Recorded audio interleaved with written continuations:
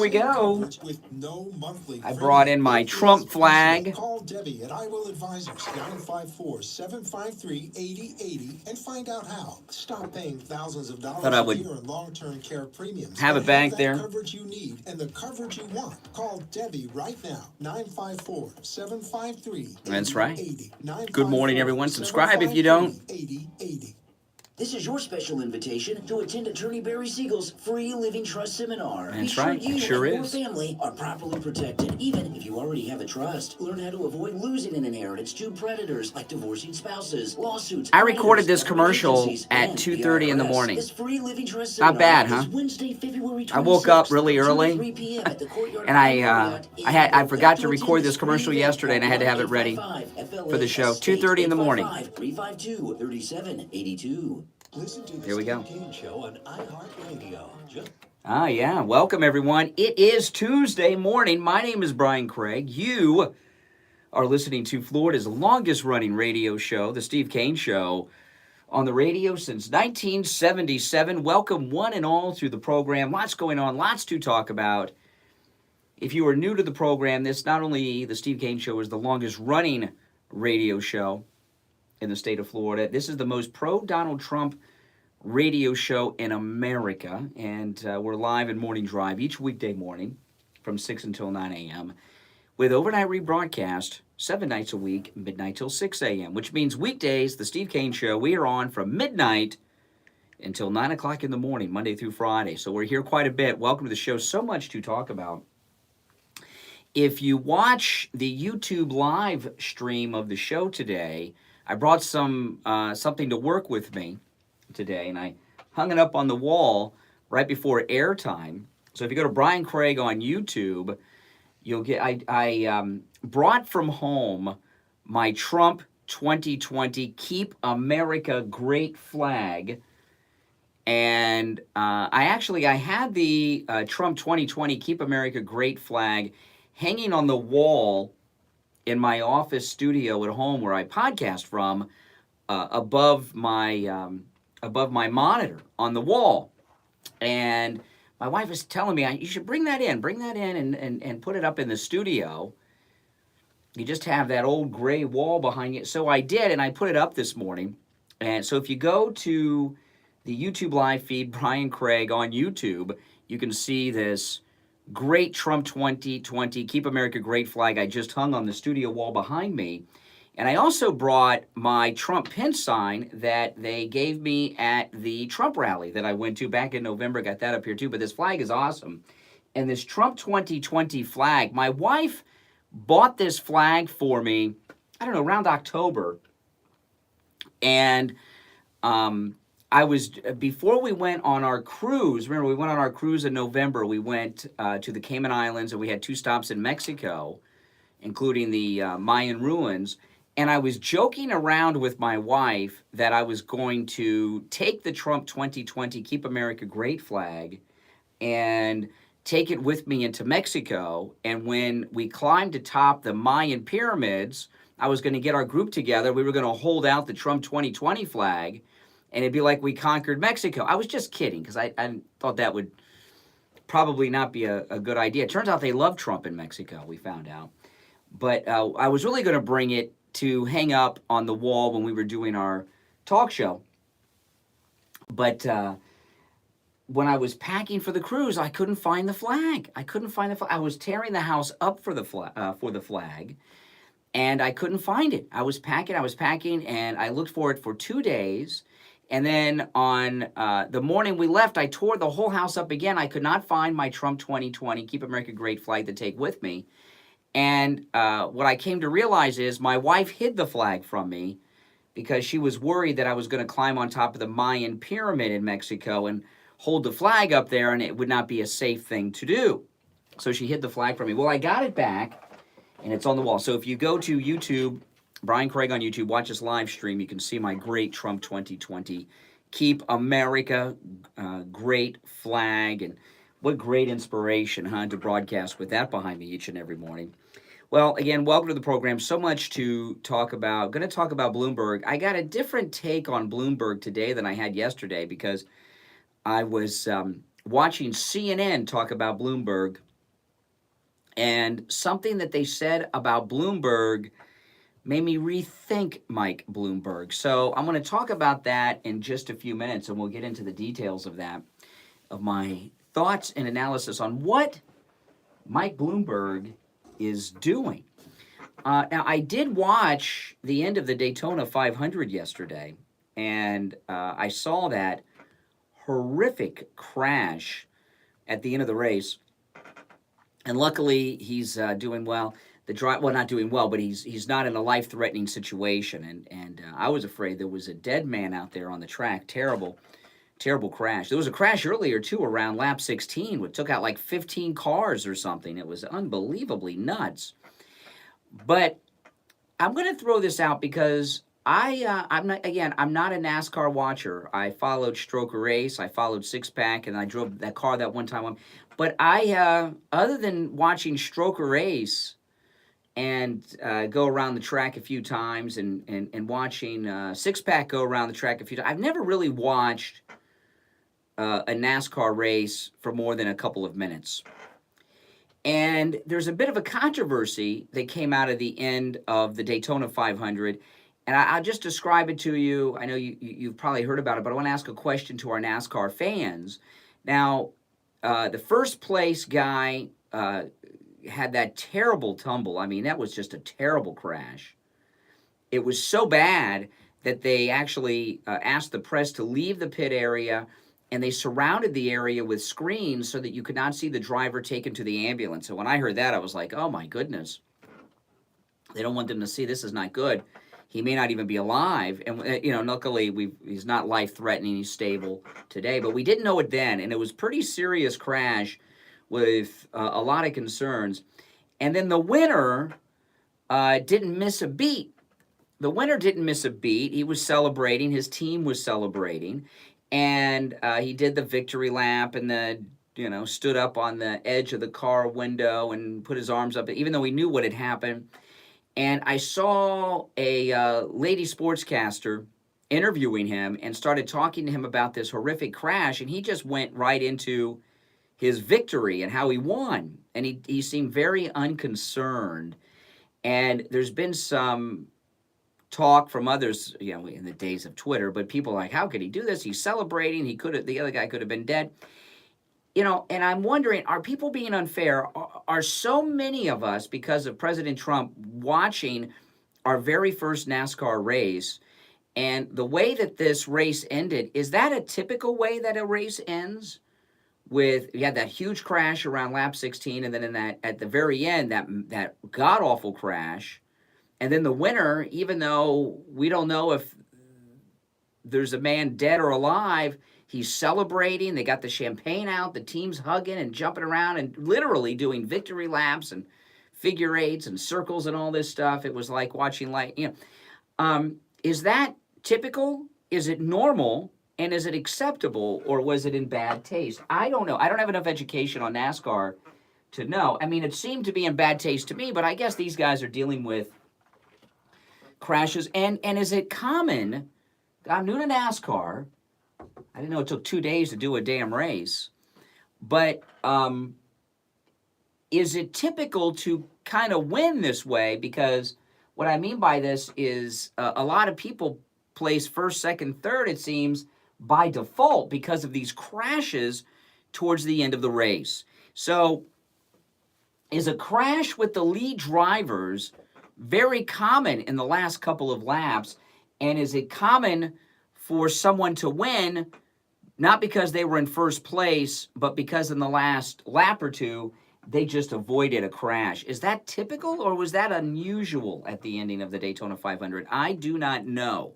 So I'm asking you guys that have some background on NASCAR to let me know. And, of course, our number 1-888-GO-KANE, 1-888-465-2631. So give me a call on the air, give me a little update on how NASCAR works, because so many people are being so judgmental about the ending of the Daytona 500, and I think most people that are being critical probably have never watched a NASCAR race in their life and don't know how this works. So I think there's a lot of unfair criticism going on here. But I could be wrong. I don't know. I'm one of those. If I don't know something, I'll tell you. I'm not one of these guys on the radio that reads a Wikipedia entry and pretends to be an expert about something. I don't know. But sometimes things happen. You know, Steve and I have had incidents on the air when we were live on the air, and things happen when you're live and you react in a way that upon reflection you wouldn't have acted. We had a guest on the show who, while we were talking on the air, we weren't live. This is a long time ago before we were live streaming the show. They stood up and collapsed. And Steve and I took a few seconds to end the break to go to break gracefully without making a big deal to not embarrass them. And they were upset with us. And there was one time on QVC just a couple years ago. I can't remember the guy's. I want to say Dan. I'm a big QVC fan. My wife and I love In the Kitchen with David. But there's another guy I don't care for too much. I think his name might be Dan. But he was live on QVC, and he had somebody on who collapsed. And it was live, and he didn't know what to do, and he kept going. He kept selling on QVC. And, you know, on reflection, you say, well, why didn't he stop the show? Sometimes these things happen, and you react in a way that, because you're kind of in shock, you don't know how to react. You're on the radio, you're on television, it's live. You know, you're trying to act like nothing's wrong, everything's fine. So, I don't know. So, my question is, the way the Daytona 500 ended yesterday, is that common in NASCAR? And is it common to do victory laps when the guy you just beat is in a car that's on fire, severely crashed, and could be dead? I don't know. All right, well, let's take some calls on that before we get into my interesting little take on Michael Bloomberg. All right, good morning. You're on the radio. This is Ryan from Kentucky. Brian, I wanted to comment on the NASCAR race. Yeah, okay. Yeah, the ending of it specifically. Yeah. I've been doing there's a Kentucky Speedway over here in Kentucky. I've been playing NASCAR for 20. But if you notice, after the race, the guy said he was praying for the and then when the race, and also his pit crew was praying. I saw that. Oh no, my flag just fell. I'll fix it during the break. Most NASCAR have been around with those cars 10, 15 years. Most of those guys are Christian guys. They're like brothers. I don't think Denny Hamlin knew the severity of Lyman's crash. I think that's why he was celebrating. His crew had not informed him of the crash until he got the victory line. Well, I saw him. Okay, let me get the name. Newman's the guy that crashed. What's the name of the winner? The name of the winner. Okay, Hamlin. I'm not being judgmental. I don't know, because a lot of us are new to NASCAR. A lot of Trump people were new to NASCAR, and I want people to understand what's going on, you know, because I see so much criticism. Now, I saw an interview with the winner right after he won. A lady was interviewing him, and she asked him about the crash, and he went right into how he won the race. I mean, it was like it didn't even faze him. But yeah. See, overtime rules and NASCAR rules, and overtime rules, they can't stop the race because it was scheduled due to rain yesterday. Yeah. It kind of ended up because of the network had to switch shows. I don't think he's been insensitive. He took his helmet off. The crew couldn't be in contact with him to run about the race. Once you win the race, you take your helmet off. Unfortunately, our connection's not too good. Let me try. So, is it typical that the first, second, and third place winners often at the end of the race kind of win by default because there's been a massive crash? Does that typically happen at the end? Once the yellow flag drops, whoever is in the lead, when that yellow flag drops, is the winner. That's well, you know, there were two pretty big crashes towards the end. It was around lap 16 when there was that massive crash that took out like 15 cars, right? And that just changed everything. And then there was that M&M car that looked like the tire was about ready to burst. They were out of it. But then there was that big crash at the end with the lead car, Newman. Is it typical for the first place winner to come into first, not because they've been leading in the race, but in the final moments of a race, there's a crash? Is that unusual, that ending, or is that typical? It's whoever that is in first place once they drop the caution flag.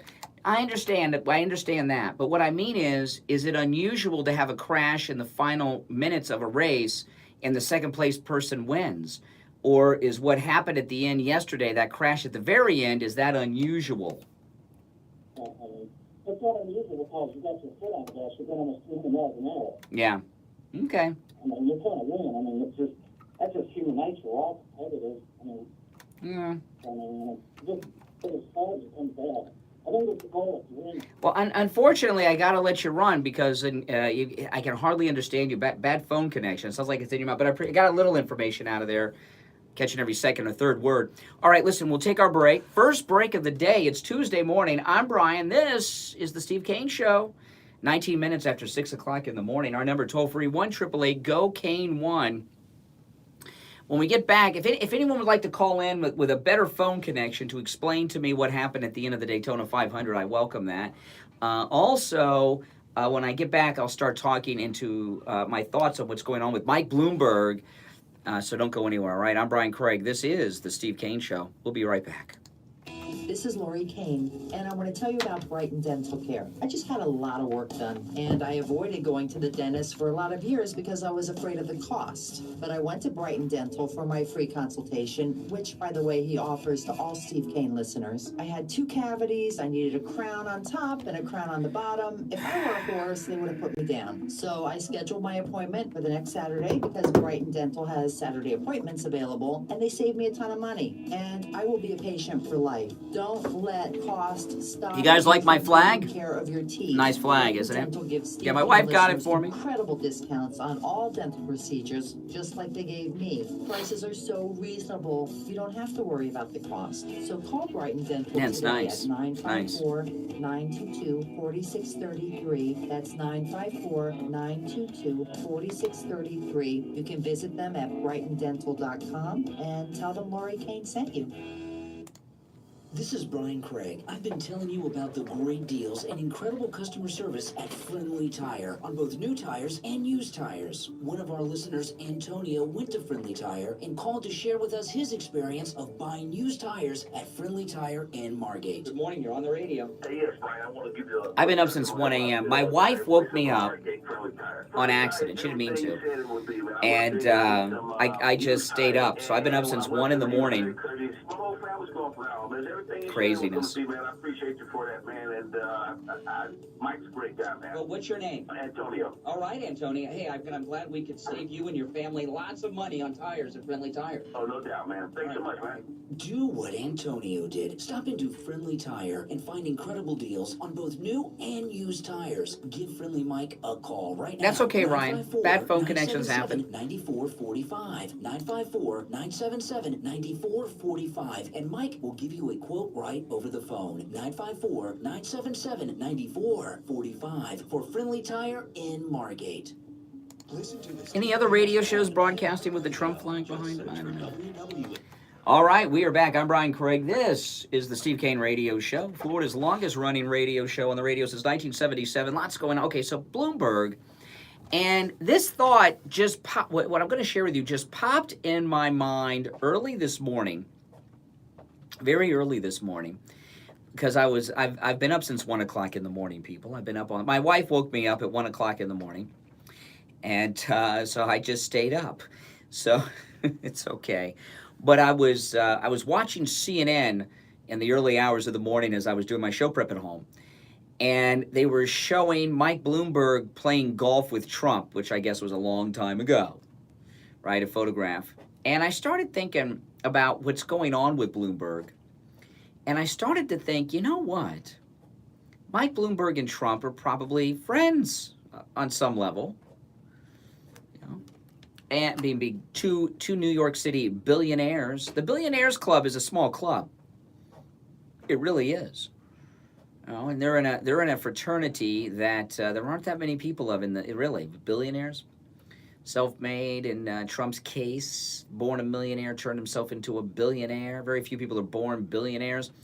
So he is a self-made billionaire by that respect. But anyway, I started thinking, all this craziness that's going on with Mike Bloomberg, saying farmers and hardworking people are dumb with small brains, and all these things coming out about stop and frisk, and I was talking on my podcast last night about this. By the way, don't forget to listen to the Brian Craig Show podcast, which I do upload to YouTube.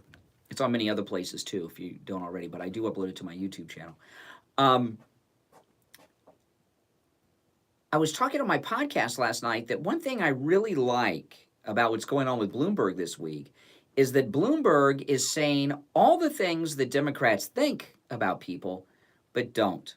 Like that thing that came out yesterday that he said a lot of Black and Latino men don't know how to behave at work, telling the woman to kill her baby, all these things. Bloomberg is saying all the things about all these groups of people that Democrats think but never say. Because the Democrats, when I say Democrats, I'm not talking about voters, I'm talking about the politicians. They hate people. They think they're, And I realized how much he's helping Trump.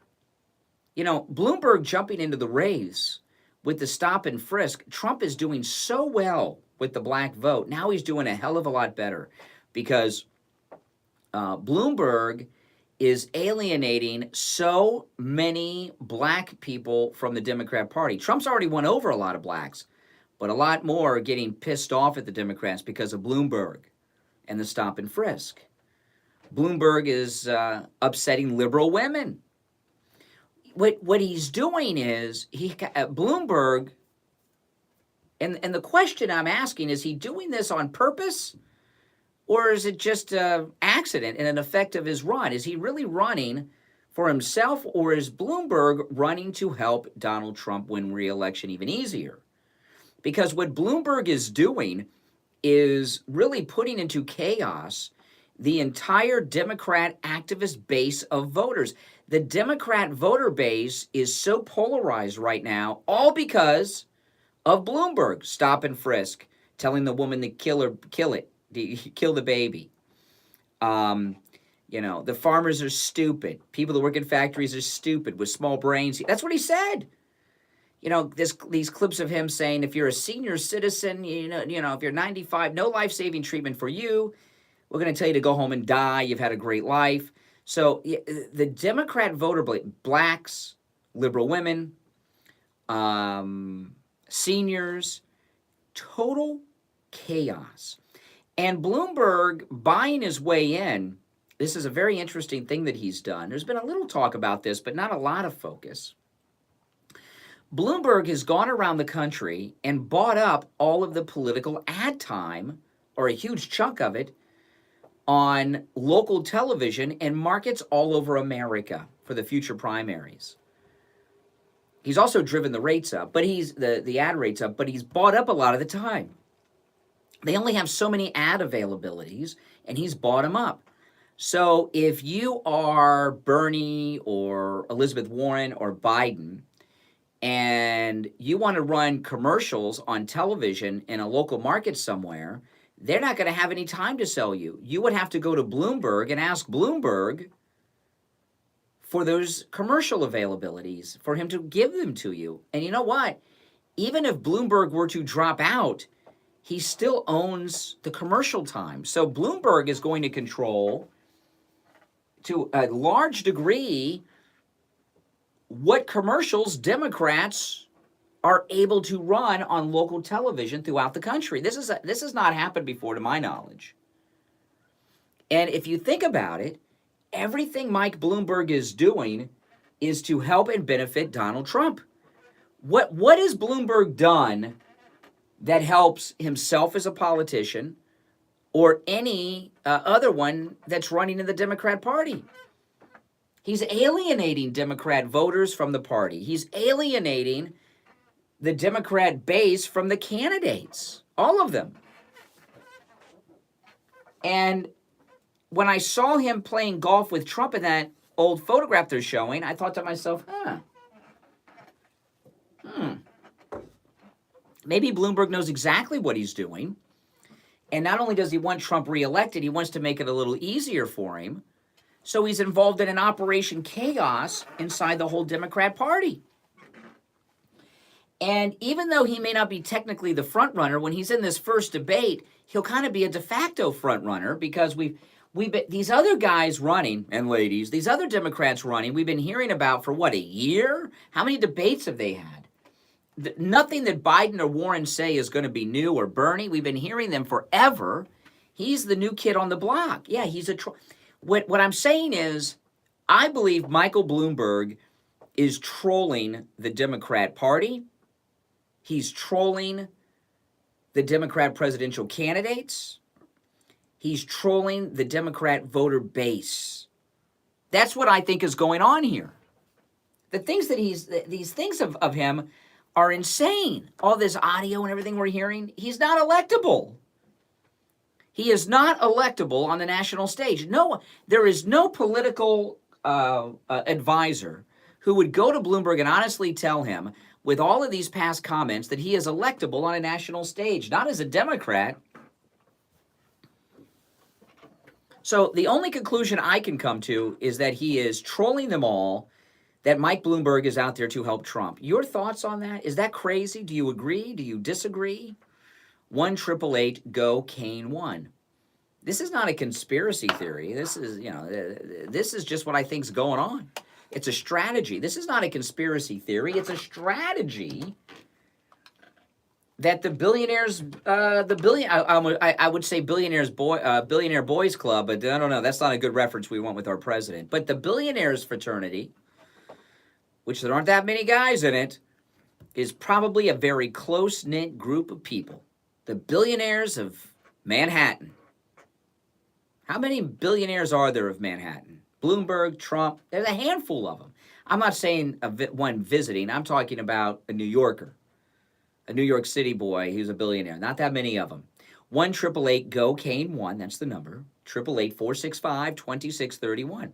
If you're on hold, stand by. I got to take a break, but after the break, I'll take your calls. What do you guys think about my theory? Am I nuts? Does it sound plausible? Let's talk about it. But first, we're going to take a break. We'll be right back. To proudly welcome a new sponsor to the Steve Kane Show, and it's Ace Hardware. Not just any Ace Hardware, but two special Ace Hardware stores in our area. The first is Ace Hardware, located at 365 I didn't hear what South Bannon Federal had to Highway say. Call me on the air and tell me. Just a quarter mile south of Hillsborough Boulevard on the west side of Federal Highway. And Beach Ace Hardware at 232 Commercial Boulevard, Lauderdale by the Sea, half a block west of A1A. If you own a house or condo, you would do yourself a favor to visit one or both of these special stores. There is such a different shopping in these stores compared to the depot type stores. Service and I figured the product flag selection in my is all office, about. it's just And they me have and the great dog and the selection cat all and their my wife brands seeing that will it. save you from running around from So I store bring to it in for store. all of you And guys they to get see. help from their employees who have the knowledge to always put you on the right track to get any project done, large or small. They have happy customers because of the way they treat their customers, and you will become a happy customer too. The list of what they sell is almost endless, but includes plumbing, electrical, sprinkler parts, fasteners of every kind, garden tools, including the largest selection of steel garden equipment. Yeah. Plus, they are an authorized steel repair center. Let's not forget Benjamin Moore custom blended paints, major brand power tools, including Craftsman, Weber barbecue grills. Plus I did other not, top-notch Jeffrey. You guys can brands call me on the delivered air with to these your things. home. With It'd be better than me free reading the assembly, they chat. have the largest selection of key Plus, since fob I've been up down since to the 1 color a.m., you choose. Even the key I don't think fob my eyes are remote wide doors open are quite sold yet. at these stores. Price I didn't get lower much in the car sleep. dealer. Screens are custom made. Glass is cut to size. I could go on and on, but you get the idea. They will make your life easier and save you time and money by recommending the right products for your job. Again, the two Ace Hardware locations are Ace Hardware at 365 South Federal Highway, Deerfield Beach, just a quarter mile south of Hillsborough Boulevard on the west side of Federal Highway, and Beach Ace Hardware at 232 Commercial Boulevard, Lauderdale by Yeah, the but you don't have to Sea, half a block broadcast. west of A1A. Or call with any questions. You got 2.5 hours to go. 954-531-6265. It's a little better. 531-6265. And make sure to tell them you heard about them on the Steve Kane Show. This is your special invitation. I do that every time. I keep forgetting about the song there. To attend Attorney Barry Siegel's free Living Trust seminar. Be sure you and your family are properly protected, even if you already have a trust. Learn how to avoid losing an inheritance. This is I recorded this at 2:30 this morning. Lawsuits, creditors, government agencies, and the IRS. This free Living Trust seminar is Wednesday, February 26th from 2 to 3 p.m. at the Courtyard by Marriott in Boca. To attend this free event, call 1-855-FLA-ESTATE, 855-352-3782. Listen to the Steve Kane Show on iHeartRadio. All right. let's go to the phones. We're talking about Mike Bloomberg. Is Mike Bloomberg trolling the Democrats, trolling the media, trolling the Democrat voter base? Is Mike Bloomberg running to help Donald Trump? And I think yes. What are your thoughts? Good morning. You are on the radio. No, this is Mike. Hey, Mike. Your theory does have some credence. You know, he is probably trolling these guys, and I want to stick with your ad rate theory here. With this, you know, how the ad rates aren't how that time. Let's just say by April or by May he's out, right? Mm-hmm. And stay in for the long term, which I think he will. But let's just say he doesn't. Those ad rates do not go back down, and Well, and he owns the. There's only so many spots available to run ads, and he's already bought them. So even if he drops out, he still owns that ad time. He's paid for it. He can run anything he wants in those spots. So the other candidates would have to come to him and say, "Hey, we want to run some commercials here in Nebraska. Can you give us those ad spots that you bought to Mike Bloomberg?" And it will be up to him to decide who gets to run commercials on TV or not. right, and in essence, he's the one that's going to be screwing Bernie. I was Yeah. the question: how is Bernie going to get screwed this time? You know, if it's Bernie, Yeah. get screwed this time. Well, here we go. Here's Mike Bloomberg. You know. Mm-hmm. Yeah. Yeah, this is he's basically a stalking horse for Trump. Well, yeah. I mean, think about it. I mean, yesterday, all this audio came out yesterday as we're approaching this private debate. They got a debate coming up where he said that hardworking Americans, farmers, factory workers, have small brains and are too stupid to function in today's economy. I mean, that, and he is going to be on the Democrat stage, and he's not going anywhere by the standards they put in place to be on the debate stage and in these primaries. So the damage that he is doing to the Democrat Party is more damage than Trump could even do. Right, and Trump has done a lot. You know, he's brought back these jobs. He's brought, the black unemployment rate and all this stuff that Hannity keeps talking about and forever on his show that has happened under Trump, and factory jobs and all this stuff, and jobs that basically these quote little people to use Bloomberg's. The one with the little brains, the people with the little brains, the hardworking people that take showers after work. These people that do these jobs, that's who our current president has been helping, and this is these people. These are the people that are that he is insulting right now. That's right. These things about Bloomberg that are coming out, there is no way that anyone could think that he was electable nationally. With stop and frisk alone, he's not electable nationally. And I see even conservatives falling for it, like acting as if he's a serious candidate. I really do believe he's in this to help Trump because he's doing it. I mean, and the damage that he's doing to the Democrats cannot be reversed. Just with stop and frisk alone, he has alienated so many blacks from the Democrat Party. Because that's a big thing with black people, and it should be. I'm opposed to stop and frisk. So that's a big thing.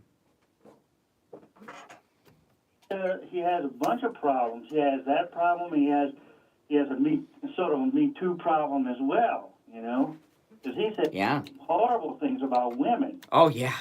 Yeah, he was talking about women and oral sex and how machines were going to put women out of the oral sex business and things like this. Yeah, I know. It's crazy. The things that he was that have come out of him saying just in the past 3 or 4 days are all things that will make him completely unelectable. I mean, if they want Trump to win, if they want Trump to have a landslide win, a 45-plus state landslide win, let Bloomberg run against him, Yeah. So this is great. This is great. So, maybe I shouldn't let the secret out. So you agree with me, Mike, that Bloomberg is in this not to win it, but to be a troll to the entire Democrat election process and to help Donald Trump. You agree with me on that? Yes, I agree with you on that. And think about this: he's coming from a city that have, with the gun issues, and his one of his big issues, his main issue is guns, right? Yeah. He's been spending a whole bunch of money in different states about gun control. I mean, this clip, let's just say he gets the nomination, which is possible. These candidates they have running are very flawed people. Let's just say he gets the nomination. Or, and he's out, this clip, this thing that came out yesterday where he said many Latino and African-American men don't know how to behave properly at work. How's that going to go over if he is their nominee? They've alienated more of the black vote. They've alienated more of the Hispanic vote. It's amazing all the help that he's giving President Trump. It really is. And think about this. How much ammunition would he be giving to Trump for commercials? Yeah. Commercials. Yeah. He could give his commercials. He could give his ad time to Trump, I guess. He can give it to anybody he wants. But this is what's going on here. I mean, I can't. I know some people say, well, if that's what's going on, why would you let everybody know? I can't keep it inside. I had to get that out. I think that's what's going on here. Because you let people know doesn't mean that Democrats are smart enough to understand what's going on. Well, that's for sure. Yeah, they're consumed with rage. And plus, the chaos that Bloomberg is causing, Bernie's people are getting violent and more violent every day, and he hasn't dropped out yet or been forced out or had it stolen from him yet. They're in the process of it. The Democrat primary process, it's like 1968. I mean, it's just the Vietnam War protest. The Democrat base are just animals right now, and wild. They're like protesters. They're a mob, and what Bloomberg is doing is stirring that mob up. Yeah. And he's taking the heat. If you listen to these Democrats, Biden and Bernie, they're not attacking Trump. They're attacking Bloomberg. So they're fighting amongst themselves. And what Trump was talking about this the other day, this is not new. We've been talking about this for years. Democrats always stick together. They're not sticking together now because they're all out there attacking Bloomberg. So there's a lot of division inside the Democrat Party, which is something that doesn't happen when they're fighting amongst themselves as opposed to attacking Trump. And also all these things about Bloomberg that are coming out, the stop and frisk, the things about women, all the things they accuse Trump of being, and he's not, Bloomberg is guilty of it. Right, and that's the thing. And I guarantee, if it wasn't for his money, he wouldn't. Thank you, Becky. He wouldn't be there. And look, thank you.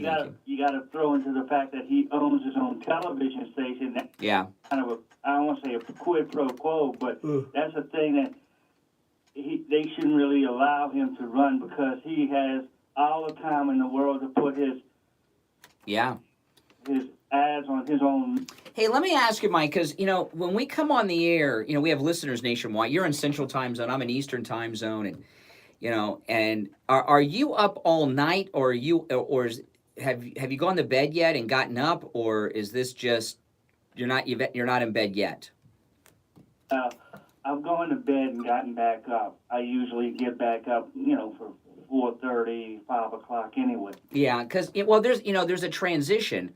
A lot of people that listen at this hour of the morning are getting up and going to work. Some of them are on their way to work, but a lot of people haven't been to bed yet for whatever reason. I'm talking about during the live show. The overnights is a different animal. And I've been up since 1 o'clock in the morning.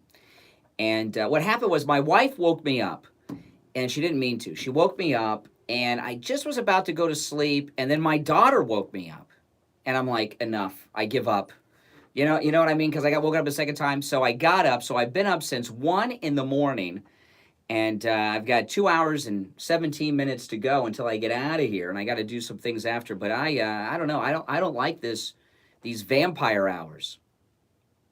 It just seems kind of, my eyes aren't completely open. I think my eyes, I think I look puffy. I can see myself in the live stream. My eyes look a little puffy, no sleep. I got about 2.5, 3 hours. It's just, I don't know. Once I get woken up, it's very difficult for me to go back to sleep. I can fall asleep on a dime, but once I get woken up, it's impossible. I can take naps during the day, but the thing is I don't sleep long. I sleep, 4 or 5 hours, get up, sleep another 4 or 5 hours, go. Yeah. Yeah. Yeah. Yeah. Yeah. Not 8 hours straight. Well, what I'm going to do, I haven't gotten 8 hours straight. I don't remember the last time. But what I'm going to do today, I got to do, when the show's over at 9, I got a few things I got to do. And then I'm going to go home. I'm going to shut the blinds, and I'm going to put my head on my pillow, get under my pillow Giza cotton dream sheets, and I'm going to take myself a good solid nap on my pillow. And think about this. I think Bernie needs to get some my pillow stuff because he's not looking good at all. You look at. Oh yeah. Because of what Bloomberg's doing right now, Bernie's not getting any sleep. Oh yeah, that's for sure. That's for sure. All right, Mike, take care. Take care. And when I go home and I get underneath, I'm gonna do this today. I'm gonna go shut the blinds. I'm going to shut everything off. I'm going to turn the phone off. I'm going to get in my, underneath my Pillow Giza cotton dream sheets, which, by the way, when you use the promo code KANE at checkout on the radio's listener special section at mypillow.com, when you buy one set of Pillow Giza cotton dream sheets, you get a second set free, so it's 2 for 1. That's a great deal. The My Pillows that I have at home, we didn't get to take advantage of these deals. My wife got me mine for Christmas. I got hers right after. This was the Christmas before, not this last Christmas, the Christmas before this one, Christmas 2018. And then the one for my daughter, the one I got for Steve, that was before they were advertising with us. So we didn't get to take advantage of the 2 for 1 My Pillow offer that is available when you use the promo code KANE at checkout, KANE, at mypillow.com. So listen, give yourself the gift of a MyPillow. And these radio listener specials at mypillow.com are so good. How can you resist? 2 MyPillows for the price of 1. What a deal. 2 sets of the MyPillow Giza Dream Sheets for the price of 1 when you use the promo code KANE. These are great deals. And there's a lot of other great specials there, too. In fact, any special you see at mypillow.com, you can take advantage of when you use the promo code KANE at checkout, KANE. And, there is no company that is more out and about in support of President Trump than Mike Lindell at MyPillow. So when you purchase MyPillow products and use that promo code KANE, you're helping to support the most out-of-the-closet, pro-Trump company in America, and also the most pro-Donald Trump radio show in America, the Steve Kane Show. Make sure you use that promo code KANE at checkout. You can also order by phone, 1-800-716-4879. And when you order by phone, make sure you spell out the promo code KANE, K-A-N-E, 1-800-716-4879. All right, if you're on hold, stand by. We'll break and be back right after this. Attention seniors, have you protected you and your family from financial ruin? You are invited to Attorney Barry Siegel's free Medicaid planning seminar. Learn how to prevent running out of money before you run out of life, being forced to spend down your assets, how to avoid nursing home seizure of your assets, and more. This free Medicaid planning seminar is Wednesday, February 26th at 10 a.m. at the Courtyard by Marriott in Boca. To attend this free event, call 1-855-FLA-ESTATE. That'd be good. 1-855-352-3782. If you suffer with diabetes, Well, that fits into my theory. There's a 25% chance that you will develop a foot ulcer at some point in your life. And foot ulcers, when you have diabetes, can lead to severe health consequences up to and including amputation. Now, Medicare recognizes the importance of preventative foot care and has provided coverage to those of you who are at-risk patients. I want to introduce you to my good friends at the Soul Authority. At the Soul Authority, at little or no cost, you can receive your very own a pair of therapeutic shoes made specially for diabetics. You're probably not aware, but as a diabetic Medicare recipient, you are entitled to one pair of high-quality diabetic shoes with 3 custom inserts per year. These are not the ugly Frankenstein shoes. These are name brand shoes. They're stylish. They'll provide you with the extra width and extra depth to stop diabetic foot problems before they begin. Oftentimes, amputation due to diabetes is preventable, and one of the preventable measures that is most effective is wearing the proper shoes. Call the Sole Authority at 954-597-7060 or online at thesoleauthority.com. That's THESOLE authority.com. Tell them Steve Kane sent you. Listen to The Steve Kane Show on iHeartRadio. Just search. All right, I'm Brian. We are back. You're listening to the Steve Kane Radio Show. So just to recap, before I go back to the phones, what I started talking about at the start of the show today is I believe Michael Bloomberg is running to help Trump. I believe he is trolling the entire Democrat field. He is trolling the media and the Democrat voting base. The Democrat Party is in a complete state of chaos over Bloomberg. He's alienating Hispanics, blacks, farmers. They were just telling us how farmers were on the side of Democrats, that they were upset with Trump over the China deals and all this, and now all of a sudden he says farmers have small brains. Bloomberg. So, yeah, I know, it's craziness. The only conclusion I can come to is that Mike Bloomberg is running to help Trump. They were friends at some point in New York. So your thoughts, your calls on that are certainly welcome. Our number toll-free, 1-888-GO-KANE, 1-888-465-2631. Good morning, you're on the radio. Hey, Brian. Oh, hey, Sarah, how you doing? Hey, Sarah, how are Sarah in Colorado, a farmer? Yes. Mike Bloomberg says you have a small brain, Sarah. Oh, that's what I heard. But if he wants to come She's to a my farmer. farm, I'll show him how things work. Well, no, he can show you because Mike Bloomberg says he knows how to farm. So he can come to your farm, Sarah, and show you how it's done, since he knows. He doesn't have to be taught. He could teach anyone to do it. He knows farming. I know, it's crazy. I know, it's crazy. So I'll show him how bulls become a steer, and I don't think he'll like that part of the farming, ranching. Oh, okay. You know, I think your theory might be very interesting, though. I thought about that too, but I think he's just a jerk, and he's just Well, trying just to a make jerk. It, but he's making it worse for the Democrats. Well, I give you another thing too. Someone in the chat room on YouTube Live was saying, "Oh yeah, well, everyone's saying that Hillary's going to run as his VP." I mean, look at the brilliance of that.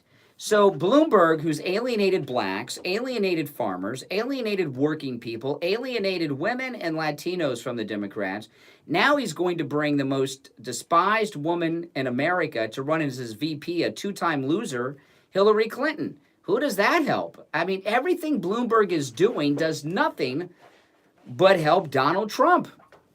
Right. I mean, I think we had Bernie Sanders here at the convention down in Denver, and I heard a few people that were by there, and they said there was 1,000 people. You talked to some people who were by there. Do you mean like bisexual? They like men and women?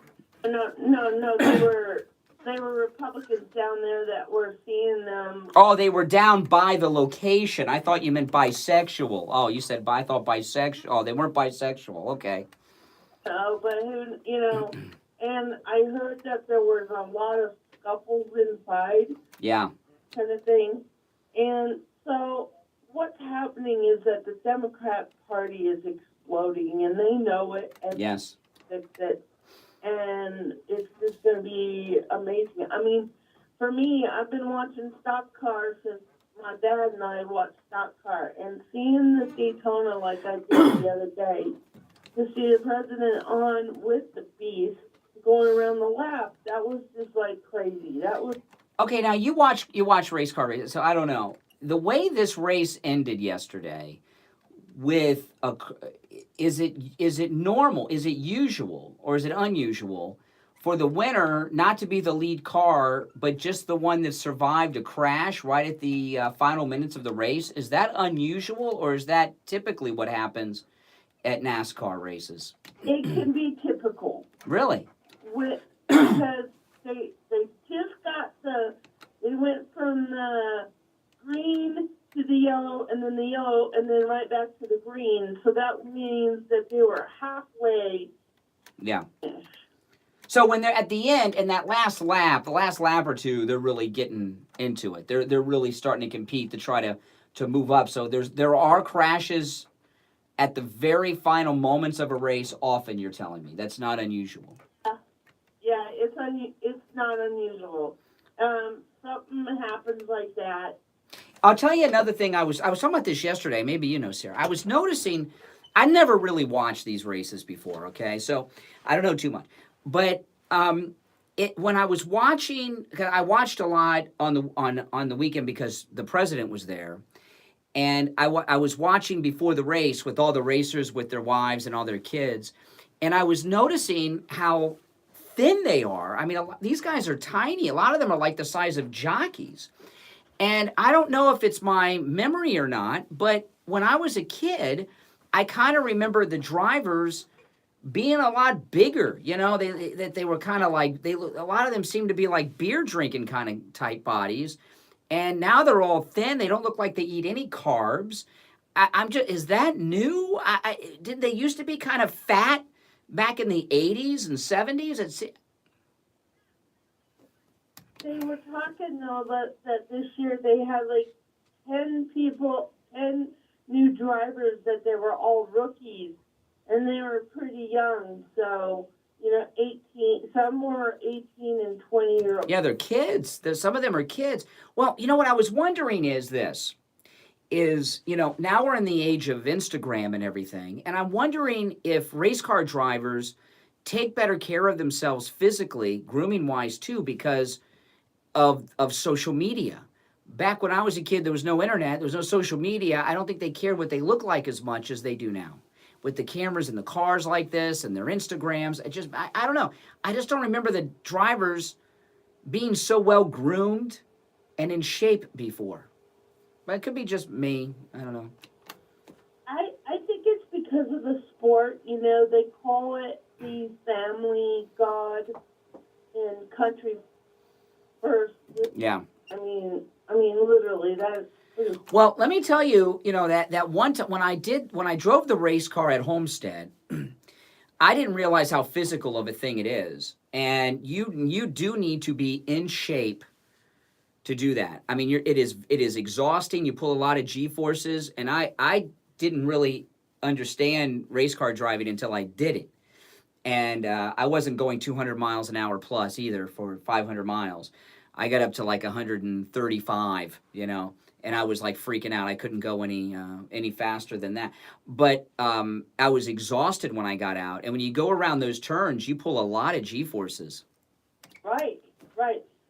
And with the Beast, they talk about that he had to go around on the bottom because of the limo. It was 245 pounds. Yeah. And, and he couldn't go up on top because that's really heavy. These cars are a little bit lighter, and they have to be ready to go, and that kind of... It'd be really awesome, Sarah. Mar-a-Lago is right up the street. I'm right down the street from Mar-a-Lago where I sit. It would be so cool if Trump had the Secret Service bring the presidential limo, the Beast, over to Friendly Tire and get a good deal. Wouldn't that be great? Take the presidential limo over to Friendly Tire, get a good deal on tires. That would be awesome. I'd be there for that. Oh, man. Yeah, I know. Friendly Mike would be freaking out. Like, he wouldn't be able to believe it. That would be awesome. I'm sure Friendly Mike could get Trump an incredible deal on tires for the Beast. That would be hilarious. Wouldn't that be exciting? That'd be so exciting. Yeah, it would. All right. Take care, Sarah. I appreciate it. All right, thanks so much. Sarah in Colorado, she's a farmer. Mike Bloomberg says she has a small brain. I disagree. Mike Bloomberg. Is there any group Bloomberg has not offended in America? What group has Mayor Bloomberg not offended in the past 4 days? Can you think of one? Oh, man. Old people, working people. You know who he hasn't offended? Kids. Kids. He hasn't offended the kids, I guess. I don't know. But think of what demographic of Americans are not offended by Bloomberg in any way, shape, or form? Can you think of one? Oh, man. All right, it's 7 o'clock in the morning. I'm Brian Craig. 1 hour down, 2 to go.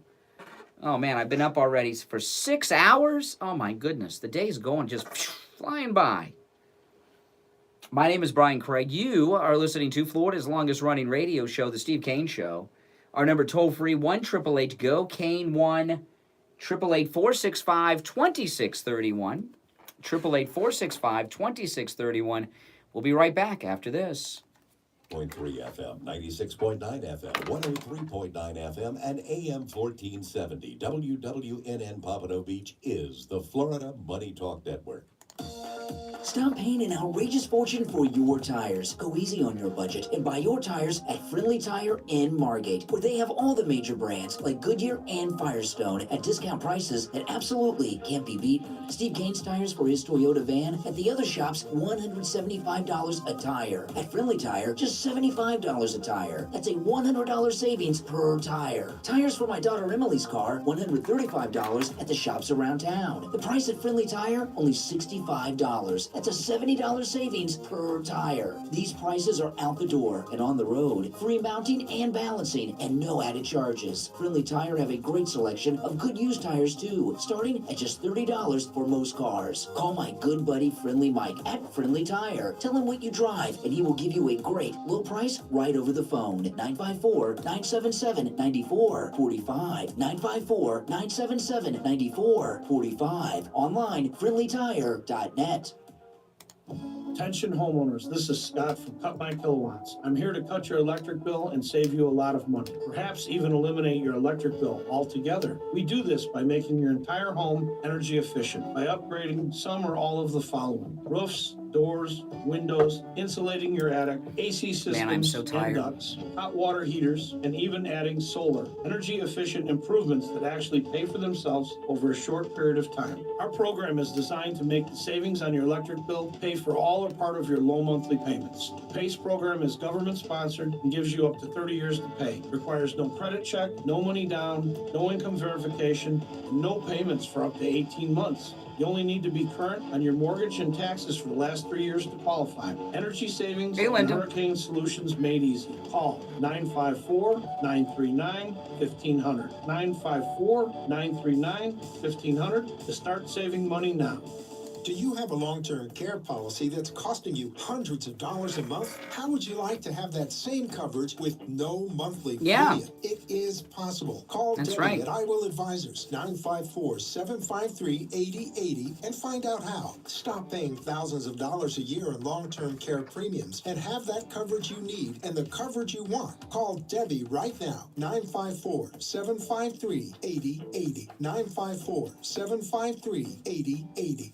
This is your special invitation to attend Attorney Barry Siegel's free Living Trust Seminar. Be sure you and your family are properly protected, even if you already have a trust. Learn how to avoid losing an inheritance to predators like divorce spouses, lawsuits, creditors, government agencies. Well, what Trump has that I don't have are people to delegate things to. I have no one to delegate to.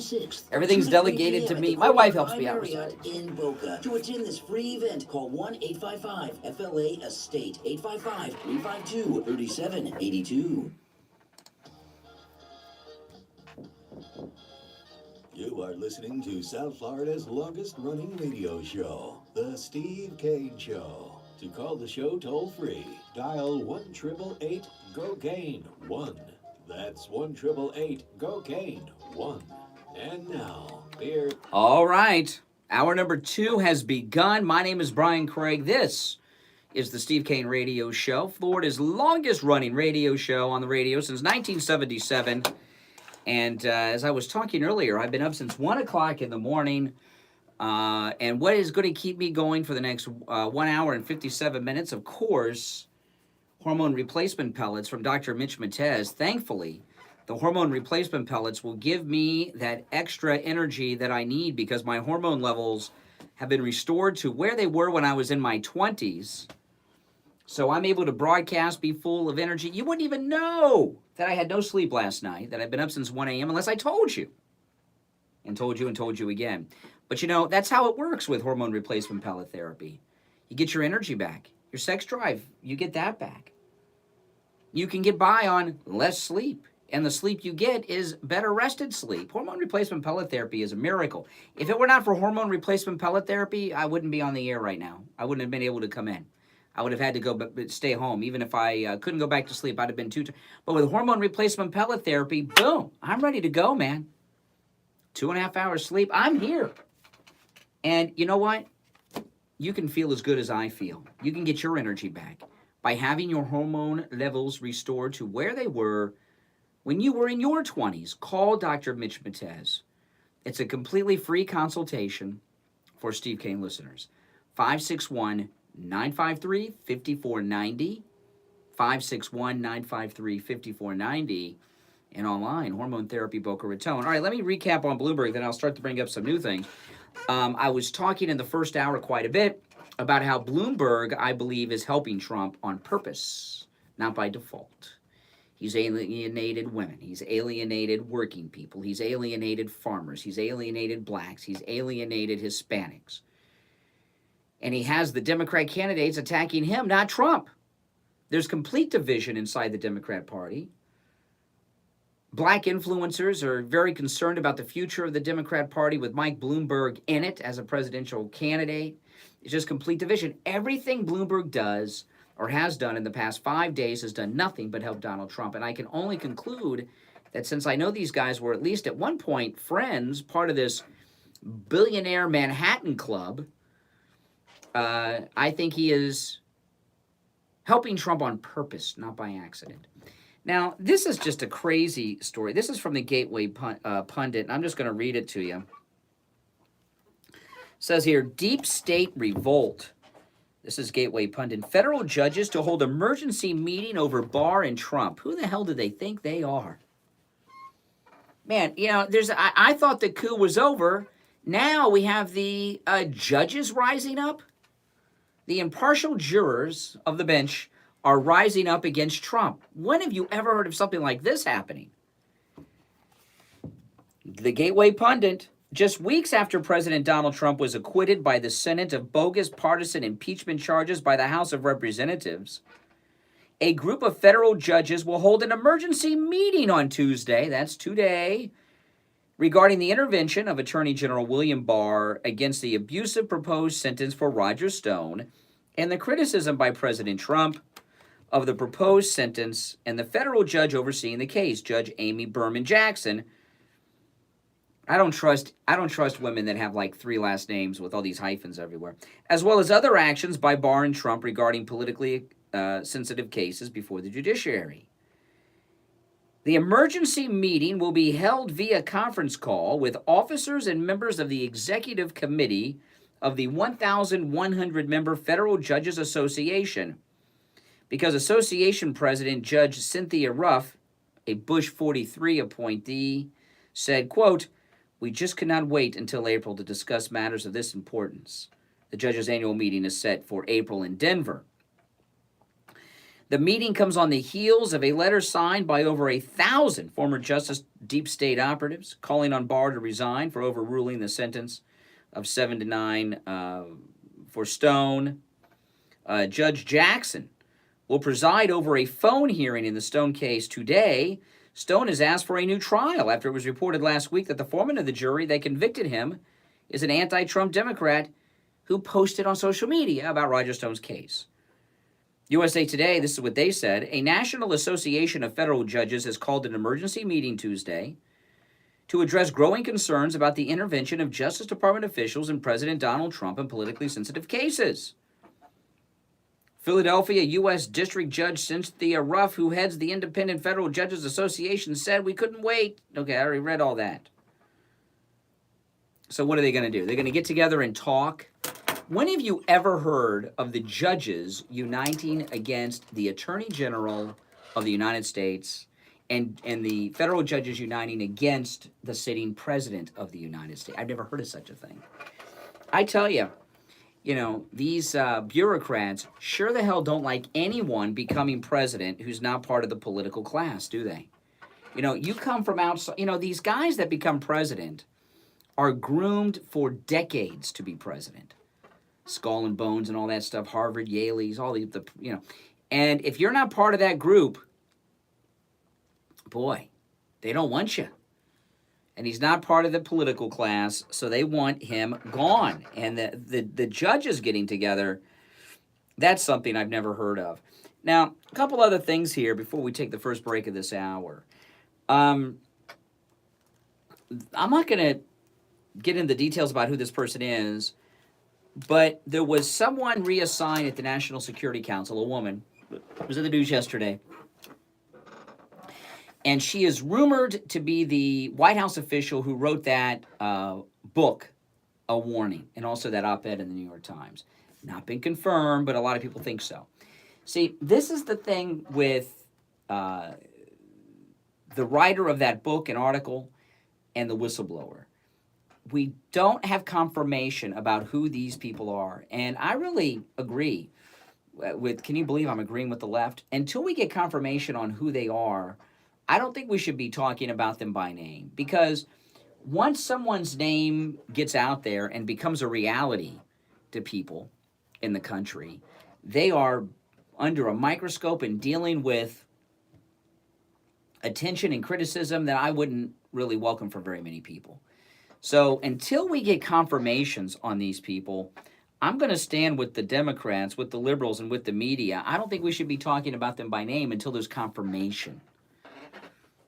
When there's confirmation, then we can talk about them all day. But we have not received any confirmation about these people. Hold on, I got to take care of a couple people in the chat room. Okay, we got a couple of strange characters. A couple strange characters in our chat room. Let me see. Let me get rid of that one. There we go. Okay. Sorry about that. Had to do a little moderating of the chat room. Craziness going on in the chat room. All right. Well, so I'm not going to get into who that is and who this may be, because I'm very suspicious of anything that comes out. And I think there's a very good reason we haven't really had a confirmation of who the whistleblower is, and now this anonymous thing. But I'll tell you, Alan Dershowitz is probably the most famous American lawyer alive today. Is that a fair assessment? Is that a fair description? And, he has a new allegation, a charge that he has made against Barack Obama, which I do believe is true. I believe it's true because it's being reported everywhere, and there's been really no denial of it. And Alan Dershowitz is also a very credible person. And even though he's a Democrat, even though he voted for Hillary Clinton, he is a voice of credibility. Even though he defended O.J. Simpson and other very bad people, he is someone whose word means something. And when he says something, it's credible, and it's something that we should look at, consider, and I think he's a very honest guy. And Alan Dershowitz says that Barack Obama personally asked the FBI to investigate someone as a favor to George Soros. So, this is really crazy. Dershowitz claimed he has a 302 FBI report showing Obama directed the FBI to investigate someone on behalf of George Soros. He says this, quote, this is Dershowitz quote here, "I have some information about the Obama administration which will be disclosed in a lawsuit at some point, but I'm not prepared to disclose it now about how President Obama personally asked the FBI to investigate somebody on behalf of George Soros, who was a close ally of his, Dershowitz said. Well, I hope he has some real proof of that. Not that anything's going to happen to Obama, but that's, Trump tweets something and renders an opinion on something, and they're telling us that's some type of crime. Just because you are president doesn't mean that you lose your First Amendment protections of free speech. The president has First Amendment protections too. They just don't like what he's saying, so they want to, all he did was he tweets about things. He talks about things. He hasn't intervened and told Barr to do anything. He's given his opinion,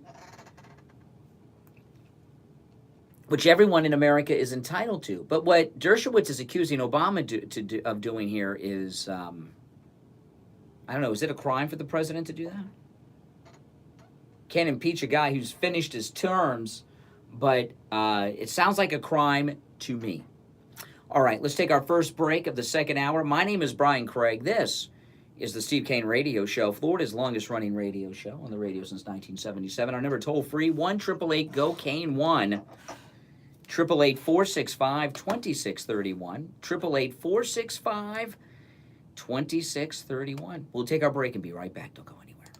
We want to proudly welcome a new sponsor to the Steve Kane Show, and it's Ace Hardware. Not just any Ace Hardware, but two special Ace Hardware stores in our area. The first is Ace Hardware, located at 365 South Federal Highway in Deerfield Beach, just a quarter mile south of Hillsborough Boulevard on the west side of Federal Highway. And Beach Ace Hardware at 232 Commercial Boulevard, Lauderdale by the Sea, half a block west of A1A. If you own a house or condo, you would do yourself a favor to visit one or both of these special stores. There is such a difference shopping in these stores compared to the depot-type stores. Service and product selection is what it's all about. And they have a great selection in all their departments that will save you from running around from store to store. And you can get help from their employees who have the knowledge to always put you on the right track to get any project done, large or small. They have happy customers because of the way they treat their customers, and you will become a happy customer too. The list of what they sell is almost endless, but includes plumbing, electrical, sprinkler parts, fasteners of every kind, garden tools,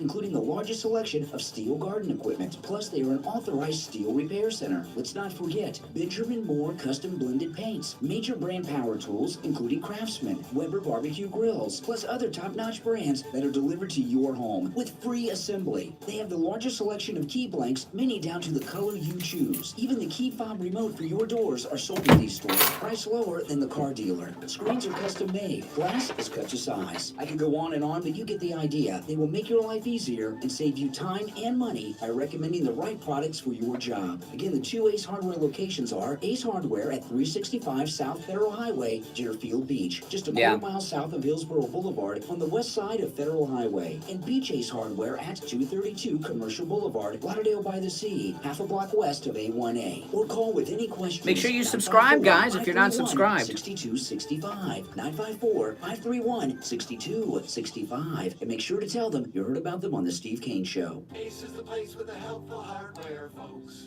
Listen to the Steve Kane Show on iHeartRadio. Just search. All right, welcome back. Yeah, and those two Ace Hardware locations that we are telling you about that are new advertisers here on the Steve Kane Show are listed at stevekaneshow.com. And this really amazed me. A couple things amazed me when we were over at Ace Hardware. Steve and I were over there last week, and they gave us a tour of the Ace Hardware store. They have everything that you would ever need. As they were giving me the tour, I was looking for everything I could remember that I bought at Lowe's and Home Depot over the past few years. They have everything. And the people that work at the store, at these Ace Hardware stores, are all people that are specialists in their area, right? They're not just retail workers. They're electricians. They're plumbers, they're carpenters. They actually have a working knowledge of all these industries. So when you go in, they really know what they're talking about. You go into Lowe's or Home Depot and you don't know what's going on. So those Ace Hardware locations, they're listed at stevekaneshow.com. The Deerfield location is where Steve and I took the tour at the other day. That's on Federal Highway, just south of Hillsborough, on the west side of US 1 Federal Highway. So stop in and make sure you mention the Steve Kane Show when you stop in those stores. All right. Now, the update on the Boy Scouts, it's really sad what's happened with the Boy Scouts of America. I was in Scouts. I didn't make it up to the brown shirt level. I quit before that, but I was a Cub Scout and a Weeblo. And scouting, I had some of the best times of my life as a kid. Some of the best times of my childhood were the times that I was with my Boy Scout troop. Man, we just had a great time. We had our monthly meeting, which was always a cool thing, where we got our badges. We took trips together. We went hiking together. We did things together, and it was really cool. And just had a great time. How many of you were in scouting? I loved it. I thought it was awesome. And, back in the 90s, when the gay activists started going after the Boy Scouts, was the beginning of the end. And the Boy Scouts of America is on total life support. New story about the Boy Scouts today. Boy Scouts of America has filed for bankruptcy over sex abuse lawsuits. And, they've got a lot of sex abuse problems in Scouts. This is just my take on the Boy Scouts, and the same would apply to the Girl Scouts. When I was in scouting, right, every adult that was involved in our troop had a child in the troop. I don't remember any adult men that didn't have a kid in the troop being involved in the troop. What about you guys? And the way scouting should work is the only people that are the scout masters and leaders and the den mothers are parents, with one exception. If someone's an Eagle Scout, that's different. But there should, I would think, if I had a kid in scouting, and there was an adult that was not an Eagle Scout, because Eagle Scout's different and a role model for them. But if there was an adult who was a Boy Scout leader or a den mother who didn't have a kid in the troop, I would be thinking, what the hell are they doing there? What the hell are they doing there? It makes no sense at all. And I remember the den mothers I had always were the mom of a kid that was in the den that I was in. And I remember the troop leaders always had kids. And I remember new troop leaders coming in when a kid would move or grow up or something. So this sex abuse, which has been going on for a long time in scouting, and you don't hear about this too much, but it's been going on, and these lawsuits have been going on for years and years and years, and it's appalling. But you got to ask, where are these troops where they're letting people run them and be the scout leaders that don't have a kid in the troop that are abusing these boys? And in Girl Scouts, I tried to get my daughter in Girl Scouts, but she wasn't too interested. But she was in Girl Scouts for a little bit, Brownies, and I dropped her off. At the thing, I didn't participate because I'm a guy. Girl Scouts are for women, and the people leading should be women who are mothers of girls in the Girl Scout troop. The fathers should not have anything to do with the Girl Scout troop other than taking the daughter and dropping them off like I did. And certainly men should not be Girl Scout leaders that don't have, if they let men be Girl Scout leaders, which I don't think they should, but if they did, should they let a man be a Girl Scout leader of a Girl Scout troop that doesn't have a daughter in the troop? I don't think so. People think, what is that about? But when it comes to the Boy Scouts, they let all these predators in there. And, what's happened to the Boy Scouts is kind of out now because for a lot of reasons. It started with the gay activists, but I don't think kids today are all that excited with scouting. They like to stay inside on computers. They're not about outdoorsy stuff. They're not about, the soapbox derby and all that stuff. They're not into it. So they're in trouble anyway because of that. But what happened, what's been keeping the Boy Scouts together for the last 15 or 20 years through these controversies are the Mormons, Church of Jesus Christ of Latter-day Saints. The Mormon Church has been historically huge scouting people. And if you go through the list of Eagle Scouts, there is a high percentage of them that are Mormons because Mormons are very active. And the Mormons pulled out of the Boy Scouts a couple years ago and started their own organization. And they did it because of the gay activists having openly gay scouts and scout leaders. They didn't think it was appropriate for single gay men to be running Boy Scout troops. Go figure. And they started their own thing. So once the Mormons pulled out of the Boy Scouts of America, that was the end. And that's why now they're allowing girls to join just out of desperation to still be in existence. But I'll tell you, the Boy Scouts of America are about to fold. This bankruptcy is the beginning of the end. And that's really a sad thing, isn't it?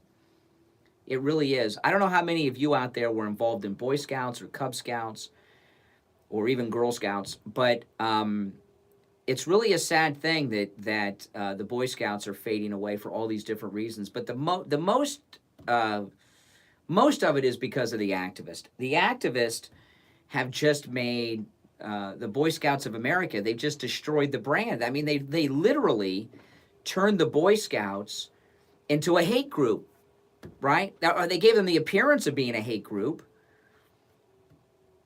And it's not. We had a lot of fun. And, just those we used to have weekly den meetings. If I remember this, we had weekly den meetings. And it would always be at a local school where just our den with the den mother would meet, and we would do different things, right? And then we had our monthly troop meeting. And I was always trying to get badges and pins. I didn't get that many because I had the Boy Scout handbook. And the Boy Scout handbook, each chapter is on how to get a new badge. And I got some badges, but, the first badge I got, I can't remember what it was. I think it was called the Bobcat. And they would give you the badges at the troop meeting. And what they did with the first badge, they gave it to us by holding us upside down. Like 8 years old, so you're little. They held me upside down by my ankles, and they had my mother pin the badge on me because it was a patch, but I also got a little pin. And then they put me right side up, and the pin was upside down. And to get the pin turned right side up, I had to be a good citizen for the week by helping my mom around the house or doing whatever my mom needed to do for a week. And then at the end of the week, my mom would decide whether or not my badge would get turned right side up.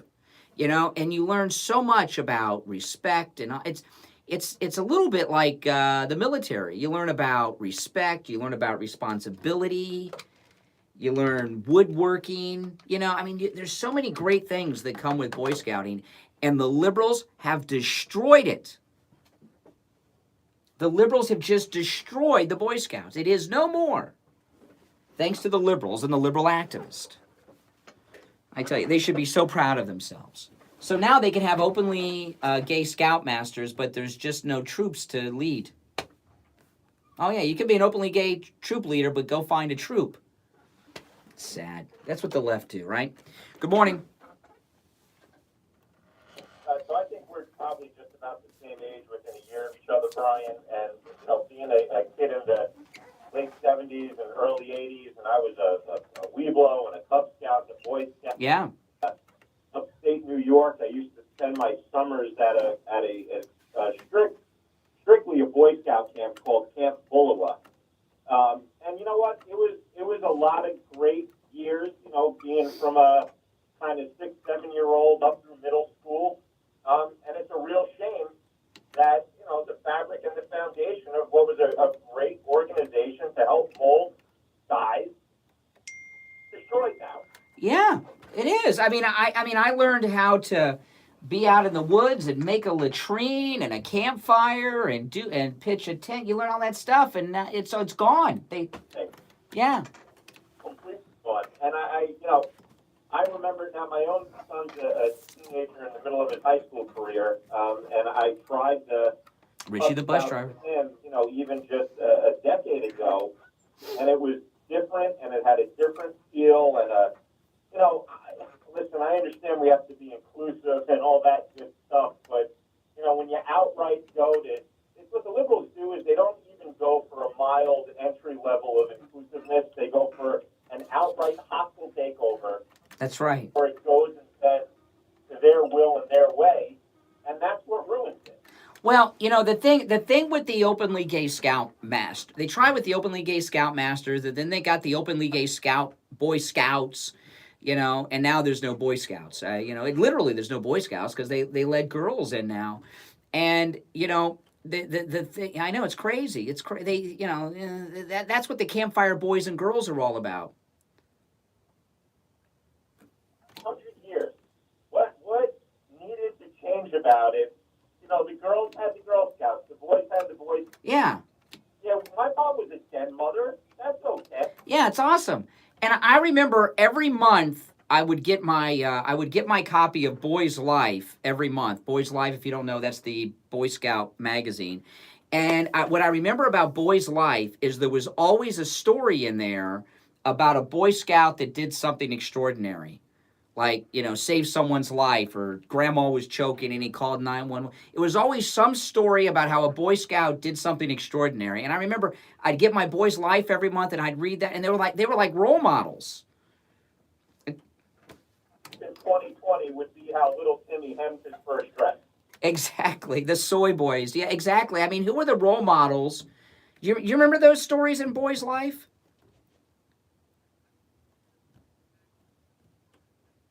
Well, I remember.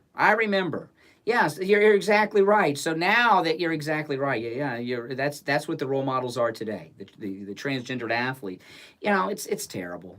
But that's how the left are. You know, they destroy everything. That's how they are. All right, take care, man. Thanks for the call. Yeah, the Boy Scouts of America is no more.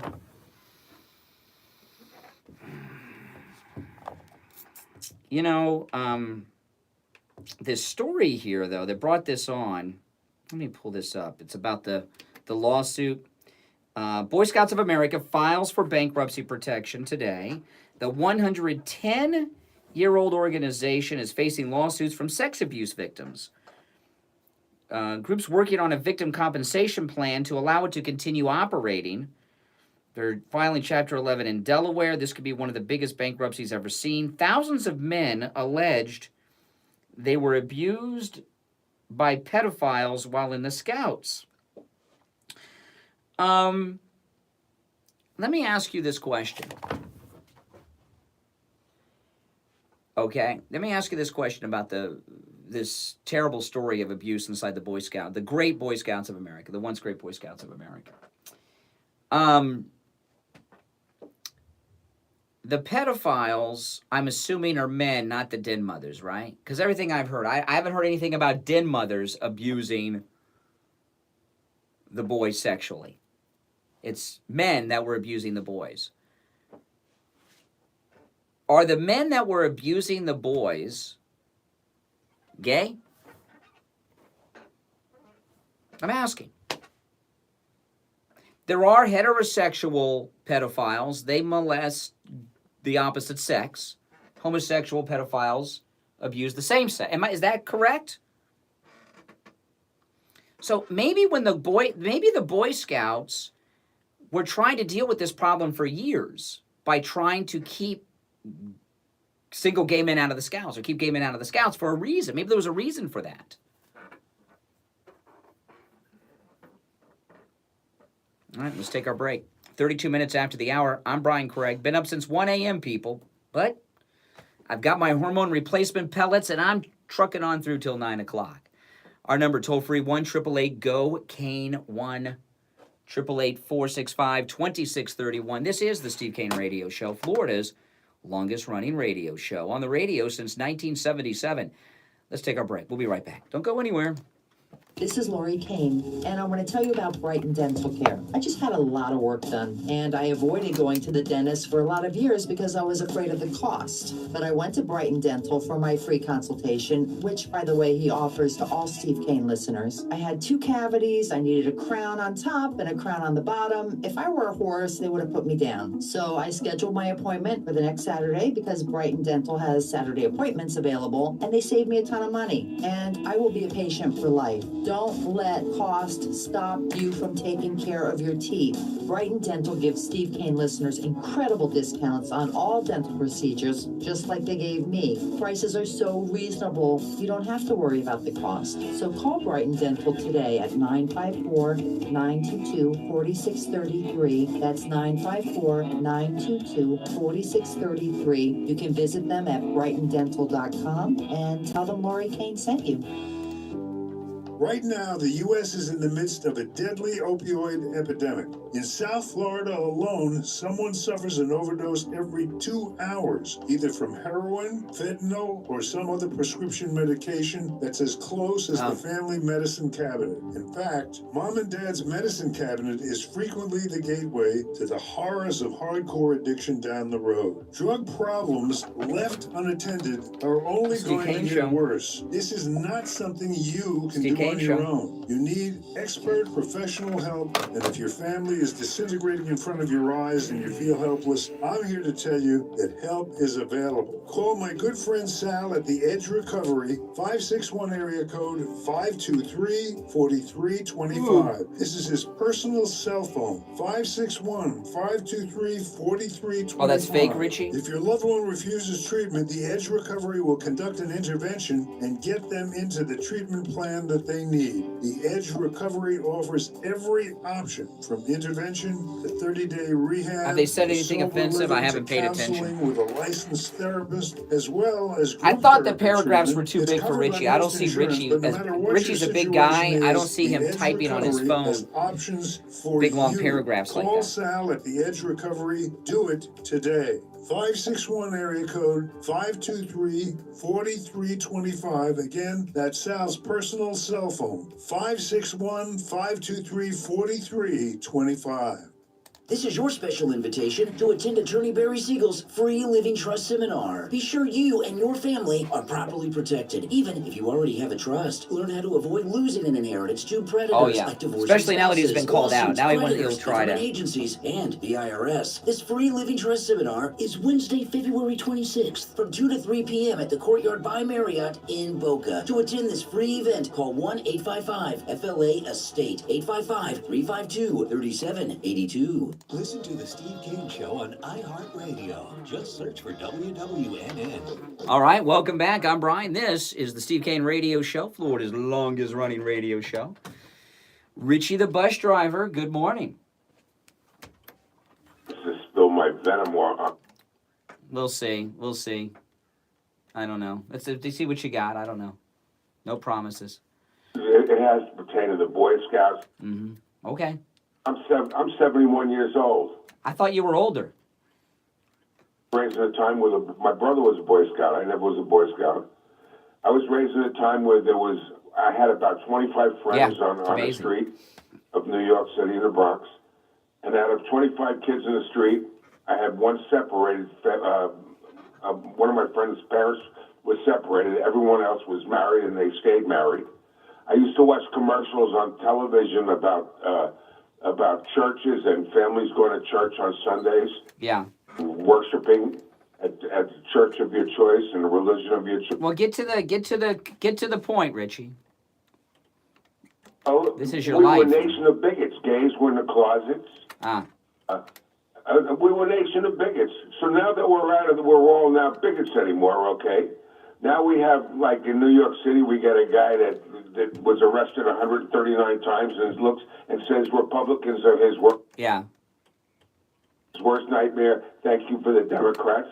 139 times. We got lawlessness. We have the Boy Scouts collapsing. We have homosexuals running all over the place, gay marriages. But we're a better society now than we were as a... That's right. Yes, we've evolved. We're culturally evolved. We've culturally evolved. A symptom of the downhill trend of this country, because everything is racist, everything is bigoted. Yes. Because this is the way society has become. Yes, but we're so much more inclusive now, though. We're inclusive. Listen. We're inclusive. What has that done to the country? Yeah. It's... Yeah. Country. Well, gave us Buttigieg. Yeah. On ahead. I hate to say this. Most pedophiles are gay. Yeah. Well, unless, it depends on who they're molesting. If it's a man molesting females, that's hetero. If it's a man molesting boys, that's gay. Like Jerry Sandusky. Jerry Sandusky is gay. So if you want to be politically correct and not a bigot in this country, you can't bring up subjects that are true fact, and you see the deterioration of this country. They try to take they've taken the church out of schools. I mean, listen, I'm not a religious person. I see what goes on here. How the hell? And look what's going on in the cities with the homeless situation. In Hollywood, Florida, in the 60s, okay, at the late 60s, if you didn't have any money, they had agency law. You had to have money in your pocket. You had to be visiting somebody, or they got. Yeah, that's right. Been all over the place. Now they're inviting them in. I know.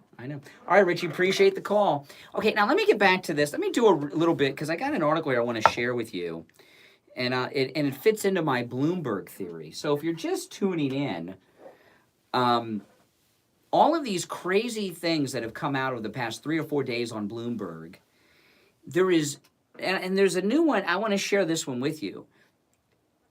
There is not a single political consultant in America who would go to Bloomberg and look at everything he said and done and supported and say, you're electable. No one would, not a credible person would not do that.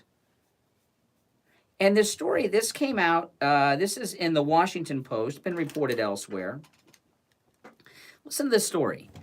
As Mike Bloomberg, this is the Washington Post on Saturday. As Mike Bloomberg celebrated his 48th birthday in 1990, a top aide at the company he founded presented him with a booklet of profane sexist quotes that she attributed to him.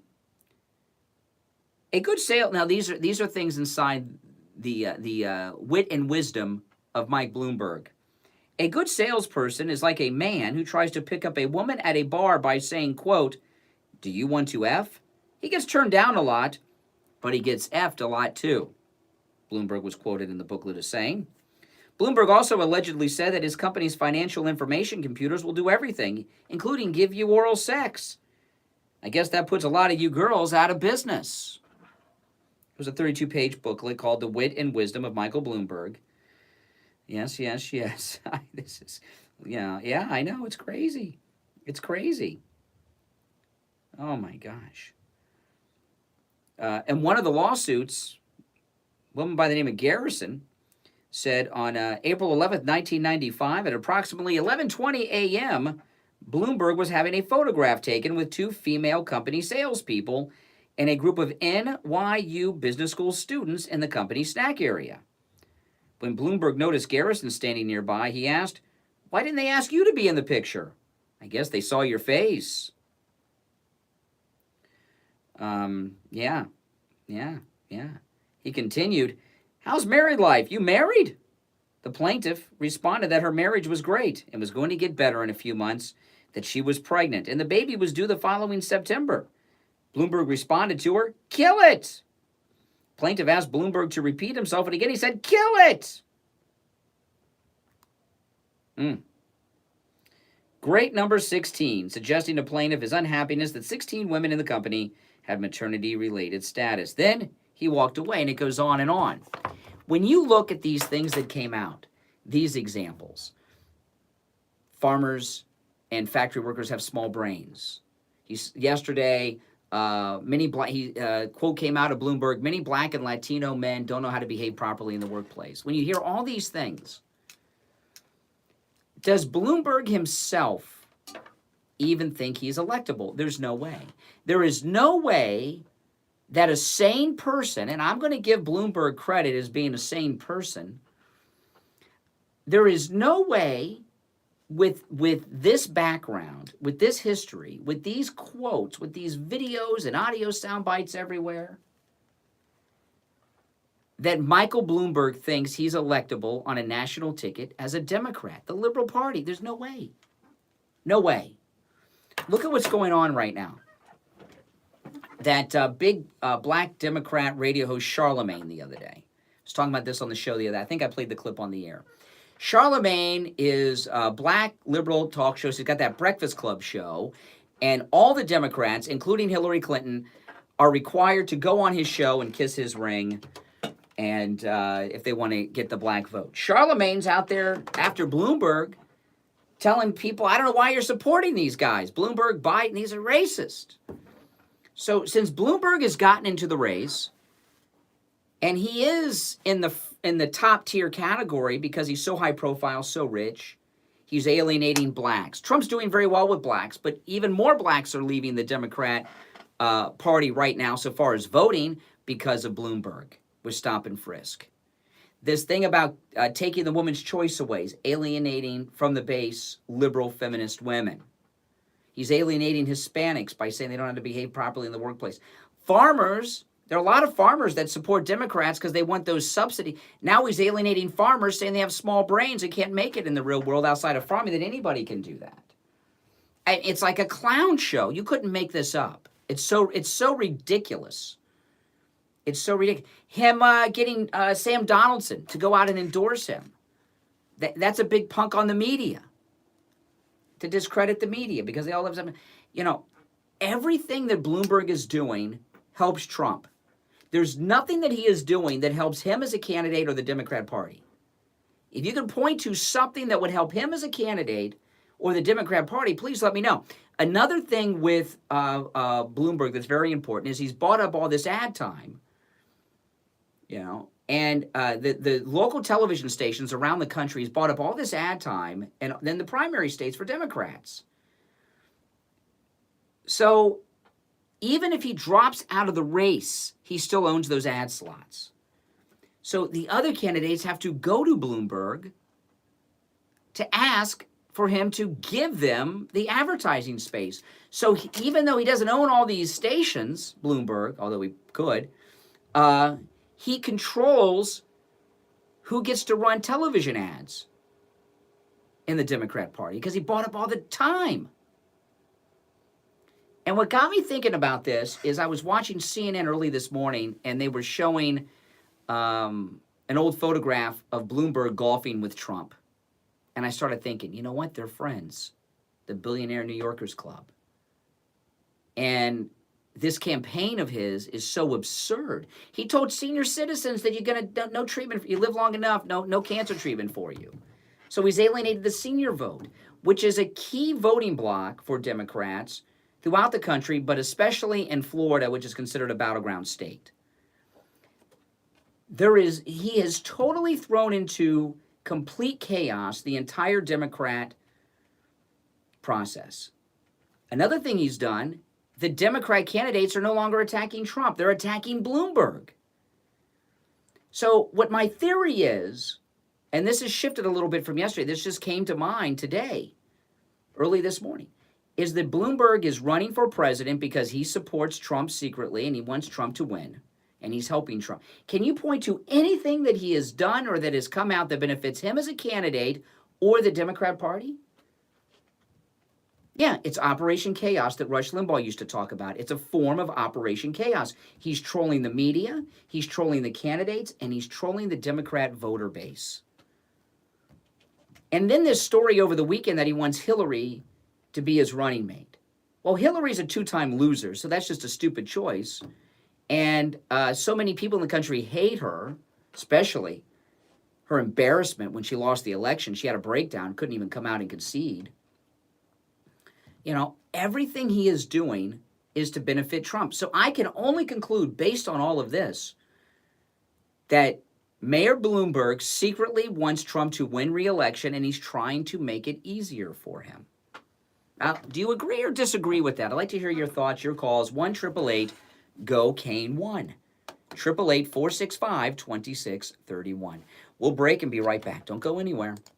This is Adrienne Kane, Steve's daughter, and I want to tell you Steve Kane about Show. my pillow mattress. I was talking to Dad, and I was telling him I wasn't sleeping at night. I was tossing and turning all night long. I had an old, worn-out, lumpy, bumpy mattress that was so uncomfortable. I wasn't getting any sleep. A couple of days later, there was a knock at the door, and it was a my pillow mattress. I slept on it that night, and ever since I've been sleeping the whole night through. No more tossing, no more turning, and when my alarm goes off in the morning, I'm up and ready to go and well rested. Give your kids, grandkids, spouse, or yourself the gift of a good night's sleep with a MyPillow mattress. Go to mypillow.com and use the promo code KANE, K-A-N-E. When you use the promo code KANE, you can save up to $300 off your MyPillow mattress. They come in all sizes, from twin to California king and every size in between. Go to mypillow.com and be sure to use the promo code KANE, K-A-N-E, Steve and Kane give Show. the gift of a MyPillow mattress. Worth its weight in restful sleep. Listen to the Steve Kane Show on iHeartRadio. Just search for All righty, welcome back. I'm Brian. You're listening to Florida's longest-running radio show, The Steve Kane Show. And on the line, Dr. Mitch Matez. Hey, Dr. Matez. Hey, good morning, Brian. How you doing? I'm doing all right. Listen, Brian, we are going to start talking about something new today. And actually, you and I have been hinting at this for a very long time. CBD and CBD oil, which just about everybody in the listening audience is somewhat familiar with at this point because it is all the rage. And here's the deal, folks. CBD is like anything else, okay? There's good stuff and there's not so good stuff. You can get CBD oils anywhere, pretty much any store, any place. You walk into any office, everybody sells CBD oils right now. If you're going to be using CBD oils, you want to make sure you're using a quality product. It is the impurities in the oils and the tinctures and the gummies and the everything else that are the problem. It is what caused the whole vaping crisis. If everybody remembers, it's impurities. Therefore, here at the Boca Raton Center for Age Management, we have identified what I believe to be possibly the purest available CBD products that you can find. There's three things you want to look for, folks. You want your company to be vertically integrated. You don't want them buying 15 different ingredients from 15 different places. You want to have control. You want it to be organic. You do not want pesticides, fertilizers, and all kinds of other stuff that goes into growing. Number three, you want third-party quality testing. You want somebody looking at these products that is independent, that is saying that they are as pure as they can be. We have them here at the BRC 4am. They are available to anybody, by the way. Al in D.C., Mike in Baltimore, anybody out there who wants to be on a high-quality CBD product, we have it. We also have a product for pets, dogs, cats. We also have a product specifically designed to help you sleep. And here's the great thing, introductory offer for Steve K listeners. We're going to be offering 10% discount on all our CBD products. If you're a Steve K listener and you identify yourself, you will get an extra 10%. That's 20% off, folks. And for a bonus, if you're a Steve K listener, introductory offer. If you're out of town, free shipping. Oh, free shipping for out-of-towners. You hear that? Okay, that's a good one. Free shipping. Yeah. Buy a high-quality CBD product, give us a call. Free shipping for Steve Kane listeners, introductory offer. We will talk more about this, Brian.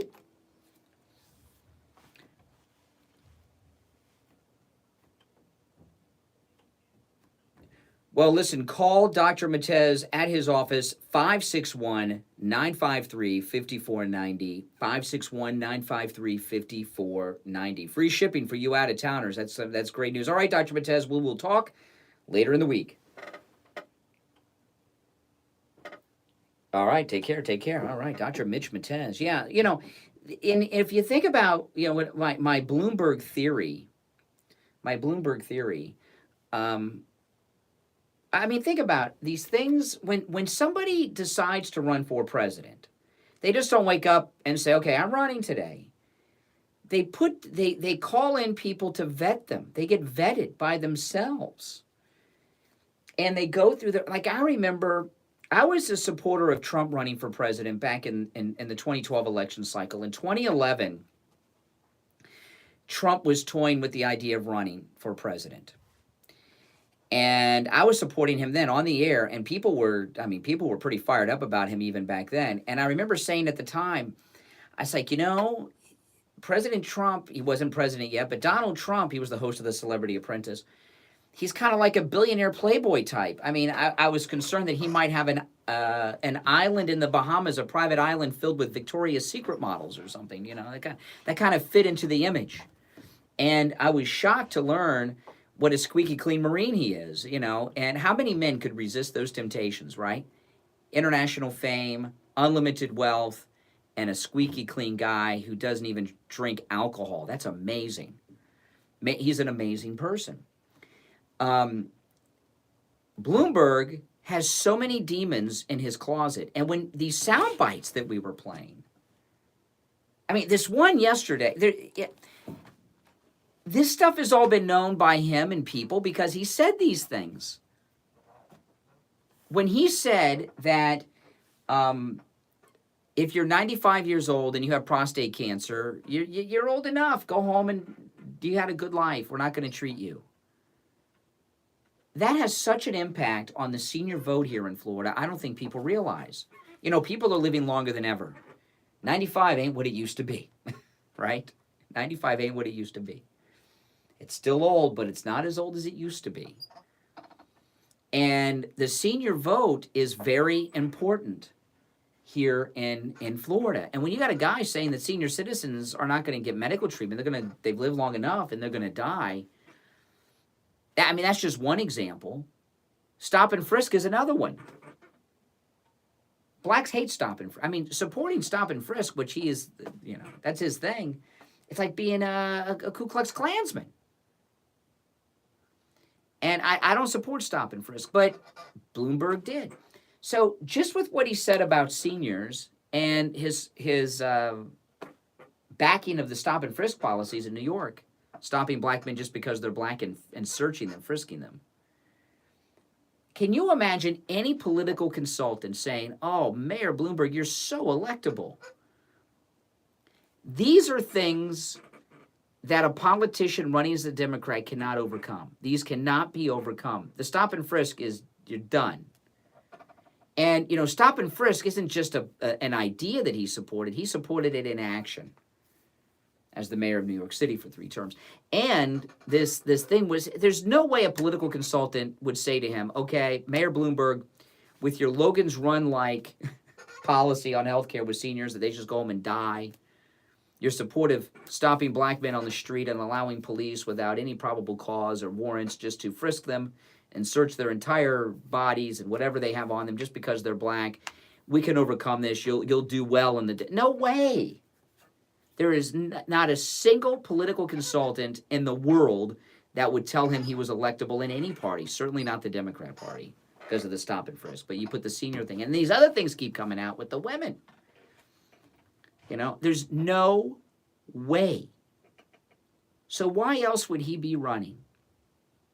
It makes no sense. I was listening to Jesse Waters yesterday, and he was talking about how everything they accused Trump of, Bloomberg's done it, right? That comment on Access Hollywood from Trump with Billy Bush about women. Bloomberg said things 1,000 times worse, many times where they even put a booklet together on it. Everything they accuse Trump of saying and doing and being and believing, Bloomberg believes it. Latinos and blacks, many Latino and black men don't know how to behave at work. If you're 95 years old, no cancer treatment, you've lived long enough, go home and die. Farmers have small brains. Factory workers have small brains. Come on. It's absurd.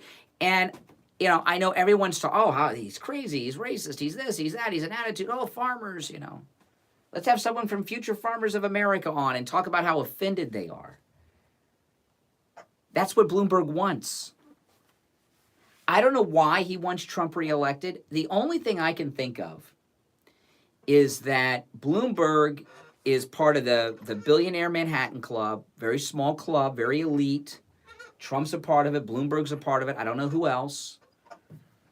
And that's all I can think of. I can't think of any other reason why he would want Trump reelected. But there's no one that could convince me that he thinks he's electable with what's going on here. It's crazy. Okay, we're coming up on the top of the hour. If you're on hold, stand by. I'll answer the phones during the break. You are listening to the Steve Kane Radio Show, Florida's longest-running radio show. On the radio since 1977. Our number toll-free, 1-888-GO-KANE-1. That's 888-465-2631. 2 hours down, 1 hour to go. We'll break and be right back. 5.3 FM, 96.9 FM, 103.9 FM, and AM 1470. WWNN Pompano Beach is the Florida Money Talk Network. If you suffer with diabetes, did you know there's a 25% Steve Kane Show. chance that you will develop a foot ulcer Hey, Scott, hold on. at some point in your life? And foot ulcers, when you have diabetes, can lead to severe health consequences up to and including amputation. Now, Medicare recognizes the importance of preventative foot care and has provided coverage for those of you who are at-risk patients. I want to introduce you to my good friends at the Sole Authority. At the Sole Authority, at little or no cost, you can receive your very own pair of therapeutic shoes made specially for diabetics. You're probably not aware, but as a diabetic Medicare recipient, you are entitled to one pair of high-quality diabetic shoes with 3 custom inserts per year. These are not the ugly Frankenstein shoes. These are name-brand shoes. They're stylish. They'll provide you with the extra width and extra depth to stop diabetic foot problems before they begin. Oftentimes, amputation due to diabetes is preventable. Steve Kane Show. And one of the preventable measures that is Steve Kane most Show. effective is wearing the proper shoes. Call the Steve Sole Kane Show. Authority at 954-597-7060 or online at thesoleauthority.com.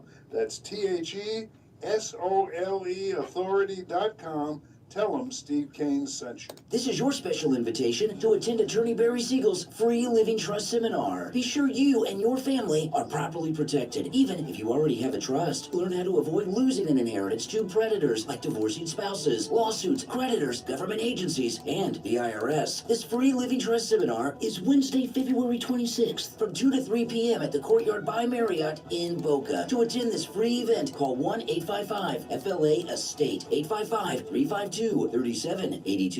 Listen to the Steve Kane Show on iHeartRadio. Just All right. Third and final hour has begun. I'm Brian. This is the Steve Kane Show. And on the line, we have Scott from Cut My Kilowatts is going to tell you how he's going to save you money on your electric bill. Hey, Scott, good morning. Hey, good morning, Brian. It's Scott.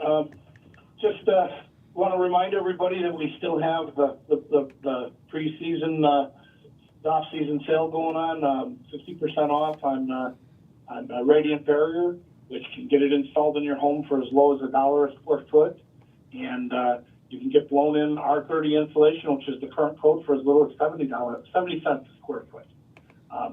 These improvements are very affordable, and they can literally cut your electric bill on your whole entire house 25 to 30%.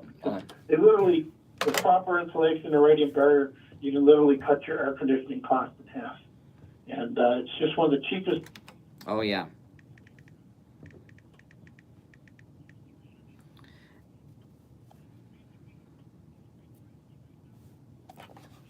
In the attics. It's easy for the guys to work. They can literally get these jobs done in a couple hours as opposed to being an all-day process of going in and out of the attic and taking multiple breaks and dying of heat exhaustion. So it's just such a better. That's right, and you know, we've known Scott for about 10 years, or maybe even a little longer, Scott. And you know, Scott's been doing this for a long time. He is in the business of saving people money, big money on their electric bill. And I would call you an expert in this area. I've talked to many listeners, Scott, over the years who have used your services, and they still remember your name because they're still saving money because of the work you did in their attics at their homes. You do great work. investments you can make in your home. It's the only one that really pays you back. I mean, if you put new floors in your house, your floor's pretty, you might get a couple more dollars at sale time. I mean, you get some more dollars at sale time for having an energy efficient home. But this year after year, you know, if you're saving $50 or $100 a month on your electric bill, or even I've saved people a couple $100 a month on their electric bill, the money really stacks up over the years, and it turns into quite a pile of money that you got to spend and enjoy and use for yourself. That's correct. That's correct. That's exactly right. Well, listen, give Scott from Cut My Kilowatts a call. This number rings directly to his cell phone. You can also text him if you would like. And the number's listed at stevekaneshow.com if you miss it. 954-939-1500. 954-939-1500. That's Scott at Cut My Kilowatts. All right, Scott, take care. We'll talk later in the week. All right. Definitely do that. All right, good morning. You're on the radio. Good morning. Yes. I moved here from Ohio in 1983. I lived on the farm for 3 years in a small town called Rogers, Ohio. And my dad taught me so much about farming. My dad was a very, very smart man. You know, we sold black raspberries, we sold eggs, we sold tomatoes, we sold everything. You know, we used cow manure because we had 3 cows. We used chicken manure during the winter time. My dad drove a truck. My dad was a mechanic. So to sum all this up, are you upset that Mike Bloomberg said that your dad has a small brain? Is that what the? Yeah. Yeah. I think you're right. What he's doing, he's trying to help Donald Trump win the election. I think you're right. I mean, how? I mean, if you think, I mean, the things that he has said and supported are so absurd. Don't give senior citizens life-saving cancer treatment. You live long enough, go home and die. You know, I mean, they're ridiculous. There's no one would tell this guy that he was electable. That no one. He's not electable. It makes no. And Bloomberg's not stupid. I may not agree with him on a lot of things, but he's not stupid. He's too successful to be stupid. That's right. He's a billionaire. He's got to be. You have to know something to be a billionaire. That's right. That's correct. I mean, all this stuff about this, all these lawsuits from the women alleging all these terrible things, and the era of Me Too. You know, he's running as a Democrat. Remember. So in the era of Me Too, you need no evidence. A woman's truth is her truth, and a woman is to be believed without question. So all these lawsuits from women with these crude remarks and comments from 30 years ago and continuing through his entire career, he's not electable. But he's got enough money to buy his way in and throw the entire Democrat race into complete chaos, which I believe he's done. Because I was listening to Bernie yesterday. Bernie's not attacking Trump. He's attacking Bloomberg. You know, this wall that the Democrats always have of being a united front has fallen apart. You're seeing the Democrats in a civil war right now openly. They're not united. Because of Bloomberg. It's tremendous. It's awesome. I like it. That's right. That's right. Yeah, see, I thought maybe it's because, like I said, I've been up since 1 a.m. I thought maybe I'm just been up a long time and maybe my brain's a little not so clear. Maybe this is a crazy thought, but every caller that's called in today that I've talked to about this, except for Richie the bus driver, but he's always disagrees. Everybody but Richie the bus driver agrees with me. Smart man. You're very accepted about things. You've been in this business a long time. And yes. You know about things. Yes. You read right through the thing. You go right to the point of things, and that's what I like about you a lot. You're a very, very intelligent man. You are.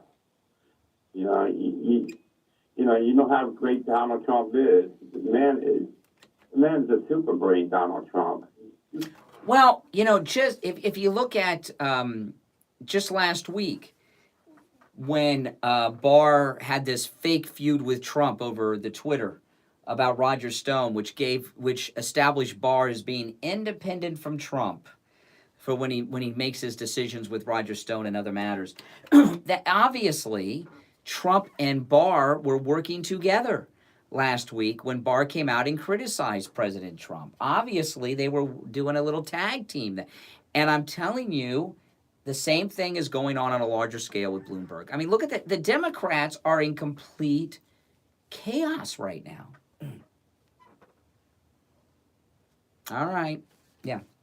I didn't think the donkey symbol because they're a bunch of jackasses. That's right.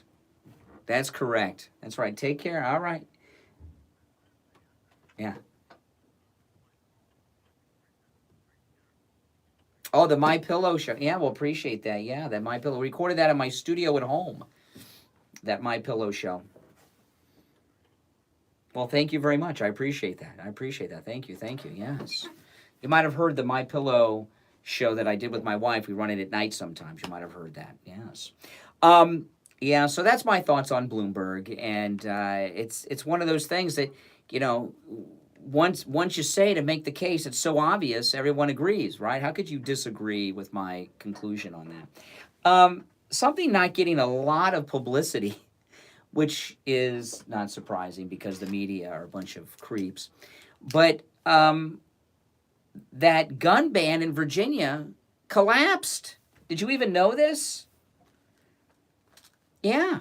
There was this huge battle in Virginia with these crazy gun restrictions. It's over now.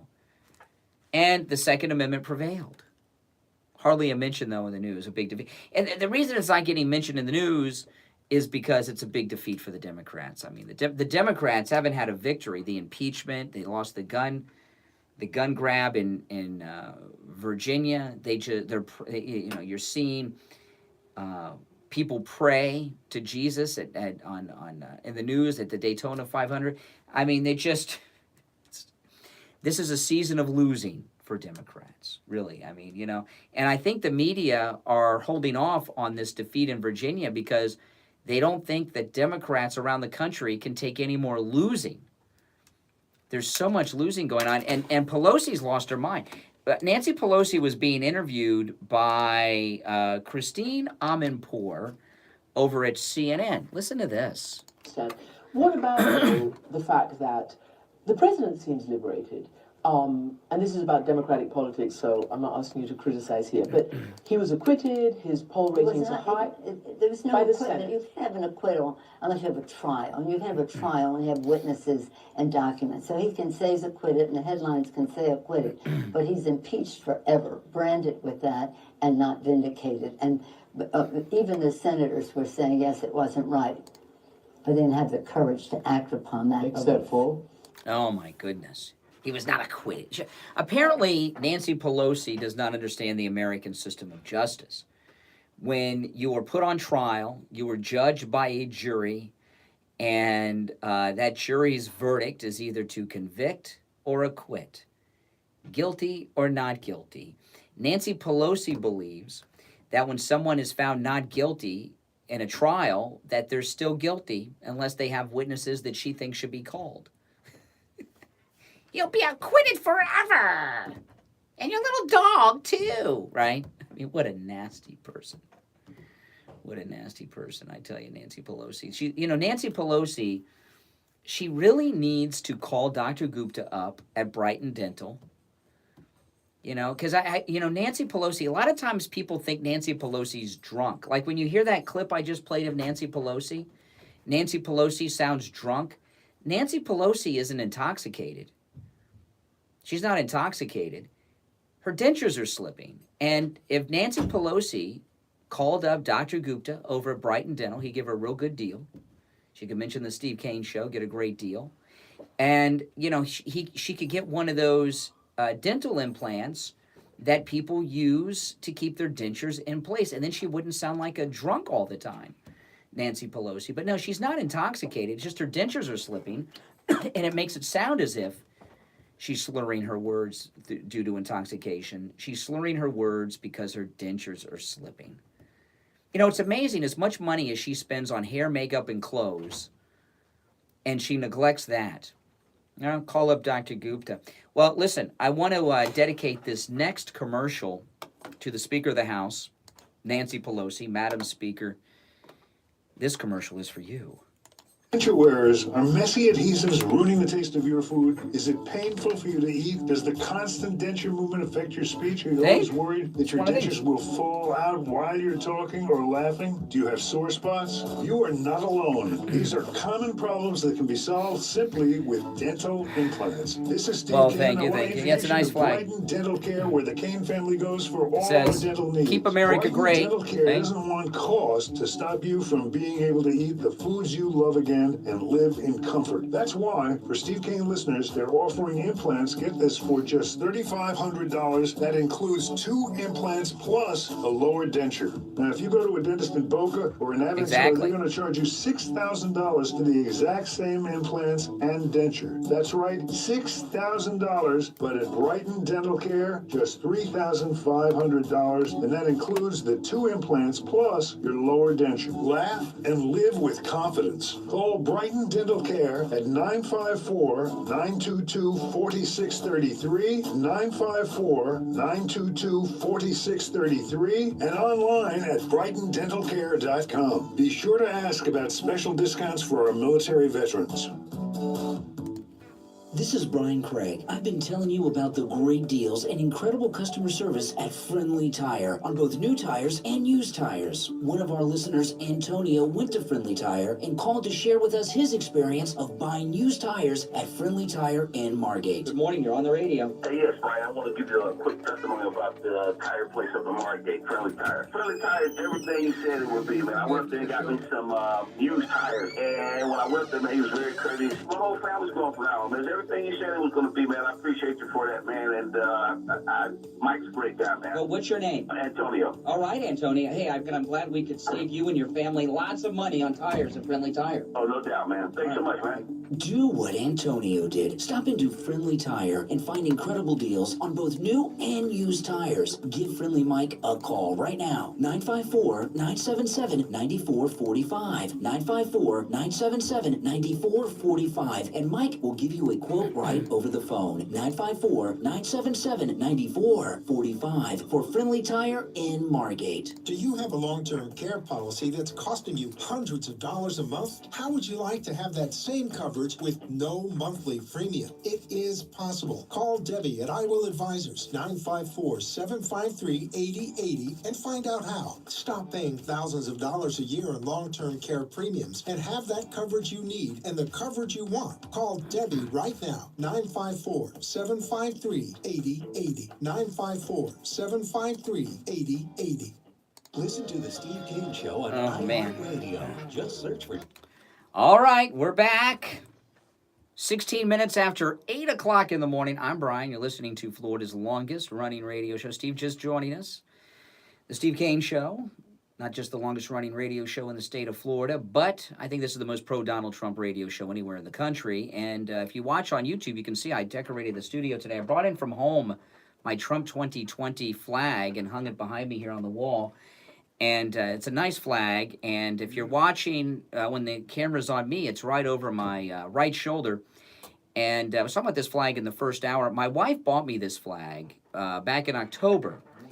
And she, I don't know. She bought it for me as a gift to hang up in our, the recording studio I have at home.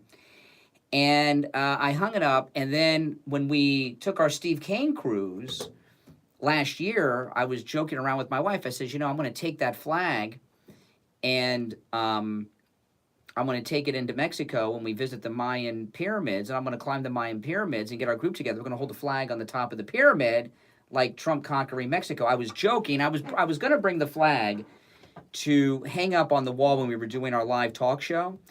And when I was packing for the cruise, I couldn't find the flag. I tore the house up, and I thought, where'd the flag go? I don't know where it is. I took it off the wall, folded it to pack, and I couldn't find it. And the day that we left on the cruise, I tore the house up. I couldn't find it. And then I realized my wife hid the flag from me. She thought I was really going to take the flag up to the Mayan pyramid.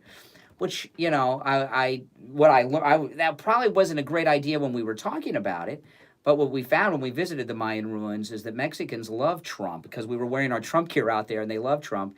But I brought it in, I hung it up behind me, and I think we may be the only radio show in America that has a Trump flag flying proudly in the studio. And it says, Trump 2020, keep America great again. Huge. How big is that? It's a full-size flag. I mean, that's the kind of flag. It's built to put on a flag pole. It's full-size flag. Size is standard flag size. It's huge.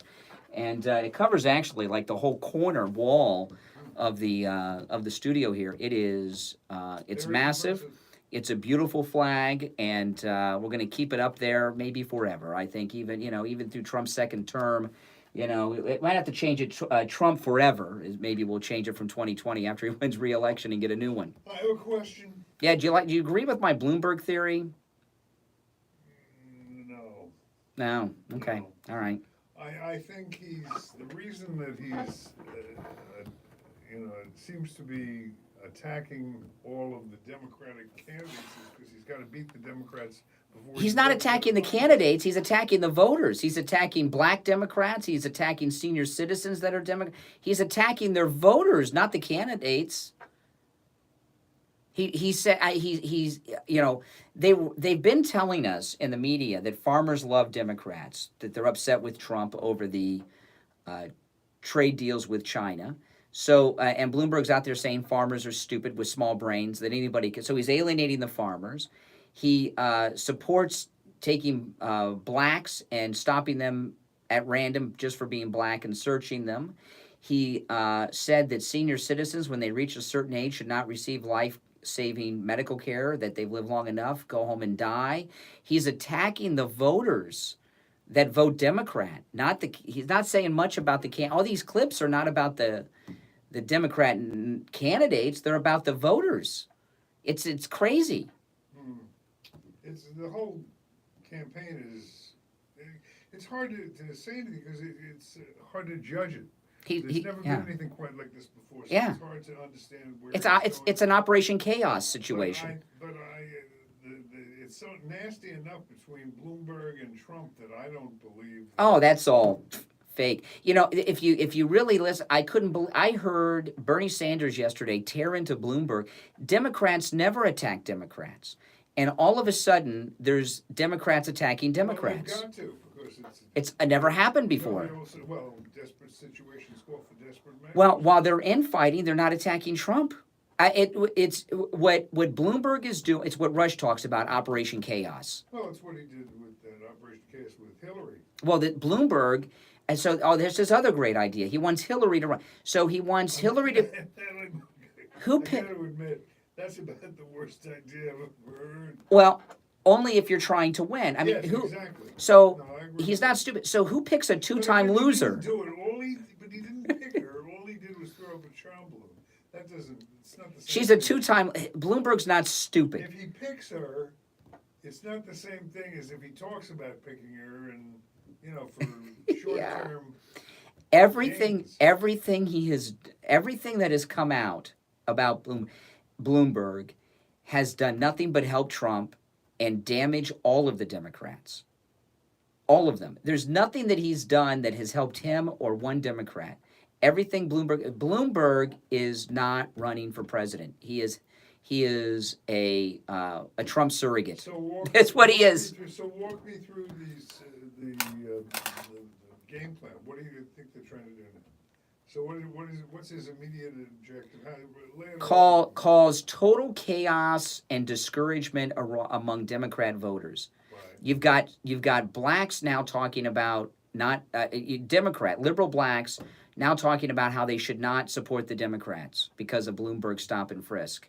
Okay, this is unheard. So the few blacks that the Democrats still have that haven't gone to Trump already are going to stay home. I mean, his everything with Bloomberg is not about the candidates; it's about the voters. I got to see more.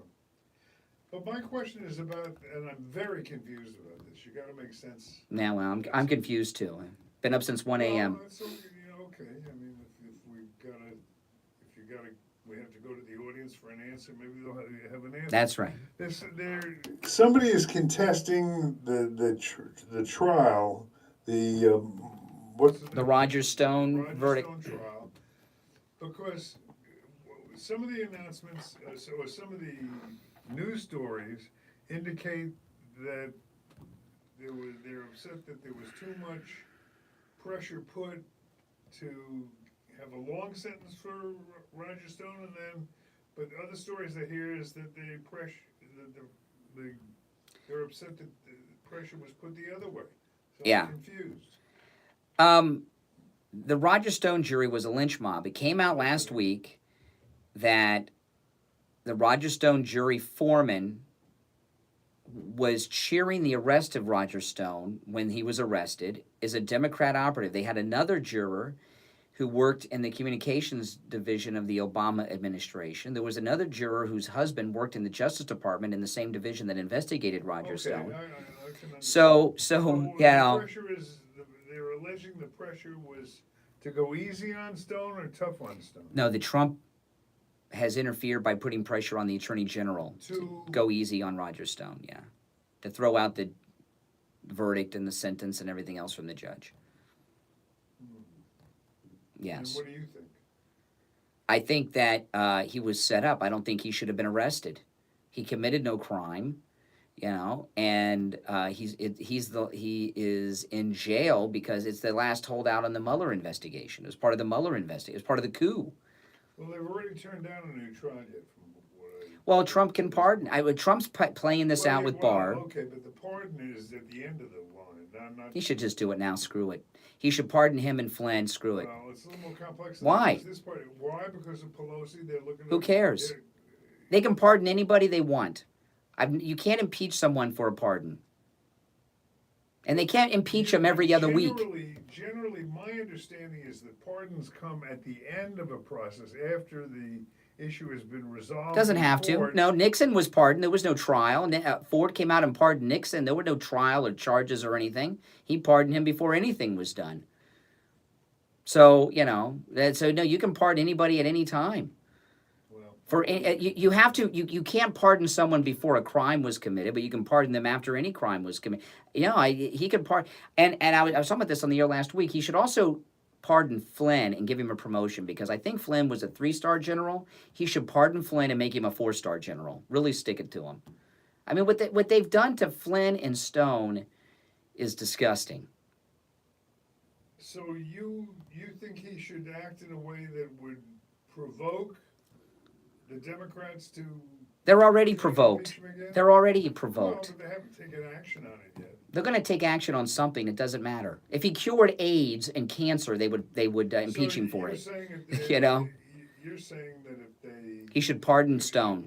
If they went through another impeachment thing today, Just based, you'd be in favor of that? You think that's good for Trump to get impeached again? Let him do it. Screw him. I don't care. They can't go impeach him every week. You can't. I mean, come on. They've already lost credibility. I think if they impeached him again, I don't think McConnell would have the trial. I think McConnell would put his foot down and say no trial. I think if they impeached him again, he would not have a trial.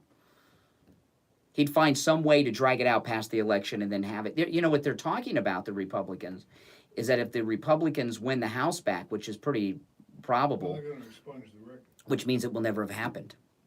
Yeah. It'll be like it never happened. That'll happen. That's easy to force. That should be the first thing they do. If, in fact, they win the House. Yeah. But no, he should just based on the details of the jury foreman in the Stone trial, that verdict should be tossed out and it should be a retrial. He can't get a fair. I mean, that's crazy. She ran as a Democrat for Congress. She was, come on, that jury foreman and the other. Come on. That was a lynch mob. All right, the number 1-888 go KANE 1. I'll break that down for you. 1-3-8 1-888 go KANE KANE, and the final letter is the numeral 1. 1-888 go KANE 1, and put in your 2 cents here as to what you see developing. Do you think there's any chance that there is secret collusion behind the scenes of Trump together with Bloomberg? I don't. Oh, I don't think they have to. No, I don't think they have to speak about it. I think they just know. I think Bloomberg is just. I think they're friends from long ago, and I think Bloomberg just did it on his own, and they just know. I don't think that they got together and decided Bloomberg was going to run. I understand that Bloomberg is obscenely rich. I do understand. He's a lot wealthier than Trump, which is crazy. I Yeah. understand all that, but it's still difficult to imagine him just on a lark. But he's doing it.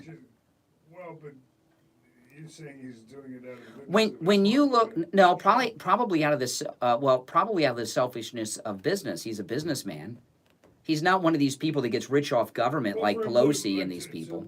To run for the presidency and lose is not going to. Can't see where that's going to be of help to him business-wise. Oh, he'll always be. He'll always be a presidential candidate. You know, he may not make the nomination, but no, it's no big problem for him. He's happy. He's got $200 billion or something. He doesn't worry about that. He didn't meet with Trump and say, "Okay, this is what we're going to do." He just did it. It makes no sense. When you look at his background, what political consultant would say, Mayor Bloomberg, you're so elected? No one would tell him he was electable. Anybody would tell him he was electable in return for a fee, including Sharp. How do you think he's doing that? How do you think he's pulling off these endorsements? He's paying for them. That's the real danger here. That's the scary part. Yeah. It shows that the system is vulnerable to skullduggery. Yeah. But he's thrown the entire Democrat primary into total chaos beyond where it was before. Well, we have Attorney Barry Siegel on the line, Steve. Oh, speak of attorneys, here is an attorney that I'm not crazy about all attorneys, but one attorney I'll tell you I count on in my own personal life. He is an attorney specializing in elder law, and he'll tell you a little bit about that. Barry Siegel. Barry, how are you today? Steve, I'm doing great. How are you? Excellent. Good. Well, we're excited to hold our February workshops that are going to be held a week from tomorrow. That's February 26th. And they will again be in Boca Raton at the Courtyard by Marriott on Glades Road, just west of Turnpike. I'm sorry, just west of I-95, excuse me. And in the morning, we are going to talk about what you just mentioned, elder law, Medicaid planning, and really it's about how you can protect your assets from the high cost of long-term care. There are alternatives if you don't have long-term care insurance or don't have enough. There are also alternatives to spending down your own assets and bleeding financially. So if you're interested to learn about that and learn how you could potentially qualify, even if you think you can't, you'll be surprised in most cases. In the afternoon, Steve, we're going to do our Living Trust workshop. We're going to cover all the things you need to know about planning for your estate, avoiding probate, avoiding guardianship, protecting the inheritance you leave to your loved ones so they don't lose it in a divorce or lawsuit, and many other things. You'll learn about all the different healthcare documents, powers of attorney, and so on. So if you haven't been to the workshop before, or if you have, feel free to bring a friend, and we'll look forward to seeing everybody next Wednesday. And Brian and I will be there as well. I'll be at the early workshop, the 10 o'clock workshop, Brian. What time is your workshop, Brian? 2 o'clock for Brian. So come by and say hi to us. Let me give you a number where you can call Barry's office and reserve yourself a seat, because they do start running out of seats at the end. So good idea to do it today. Toll free 1-855-FLA 3782. One more time. 1-855 toll free. FLA is in Florida 3782. Barry, great talking to you, and we'll talk soon. All right. Thanks, Steve. Have a great day. You too, and we'll be right back. No, we're back. We're back. We are back. We are back. All right. You're on the radio. Good morning. Oh? Yes. Is your throat all cleared now? All right. First of all, the letter that Brian read yesterday from a listener was comical. By the way, that was Friday. not yesterday, Friday. It's now Tuesday, Al. You're having these lapses. How long have you been having these lapses of time where you lose track of what day of the week it is? Hey there. Well, no, I missed Friday's show. So when I was watching YouTube, I forgot that was Friday's show and not yesterday. Well, the only reason I put you on hold is I needed a break to call up Janet from Save-A-Lot, and I just put you on to be a time filler. Otherwise, you wouldn't have been on the air. But we got a very... Not that we don't value your presence. Yeah, I just used you to give me a second because I had to do something, and we got an email from a very upset listener who wants your participation in the show discontinued. She says you contribute nothing, that you're brain dead, and she said if we must take your calls, could we please put out a warning that we're about to take your calls, and then have some type of announcement when your call is over so she could come back to her radio. When we have listeners that feel that you are a repellent, that's strongly too. Is it smart for us from a business perspective to have you a part of the show when listeners are so turned off by you? Think about that and call next time. Hey, Janet. Oh my goodness! I hope I am very happily received by your listeners. Oh, Janet, you know we always welcome you. Oh. You know Al the John, that's for sure. No.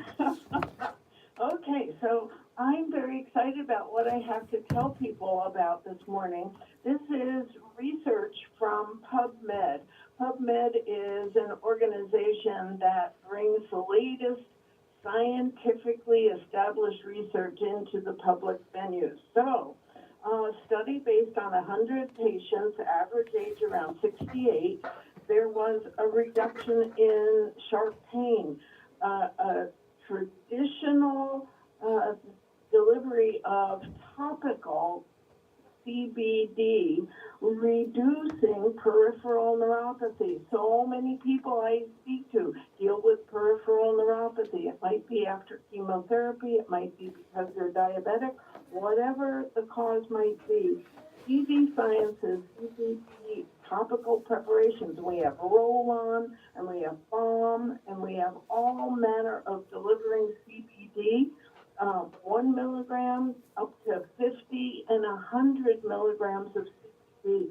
So come on in and see me at Save-A-Lot Nutrition Center today. I'll be there from 12 to 5, and I can tell you all about all of the CBDs and how amazing they are for pain relief.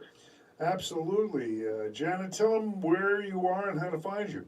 Okay, you can find me 3105 North State Road 7 in the city of Margate. And it's Save-A-Lot is just a half mile south of Sample Road in the Penn Dutch Plaza. And if you need further directions, you can call 754-307-1655. 754-307-1655. Great talking to you. We'll speak to you tomorrow, all right? We will. Have a great day. You take care, my dear, and we'll be back. No, we're back. Now we're back. We are back. Yes. Okay. The thing with Al the John, by the way, his calls are not his fault. They're our fault. We're the ones that put him on. We could, there are compromise positions. We could maybe, first of all, get him out of the last hour of the show. Yeah. That might be it, because he likes to do that thing of calling in at the last minute. Mm-hmm. He'll get the last word, but even though that doesn't work too much. Did you see this bombshell? This bombshell that Dershowitz has about Obama. I was talking about it earlier. Dershowitz says he has evidence that Obama ordered surveillance on someone at the request of George Soros. I mean, that's huge. I mean, for Dershowitz to say that, that's big. He's involved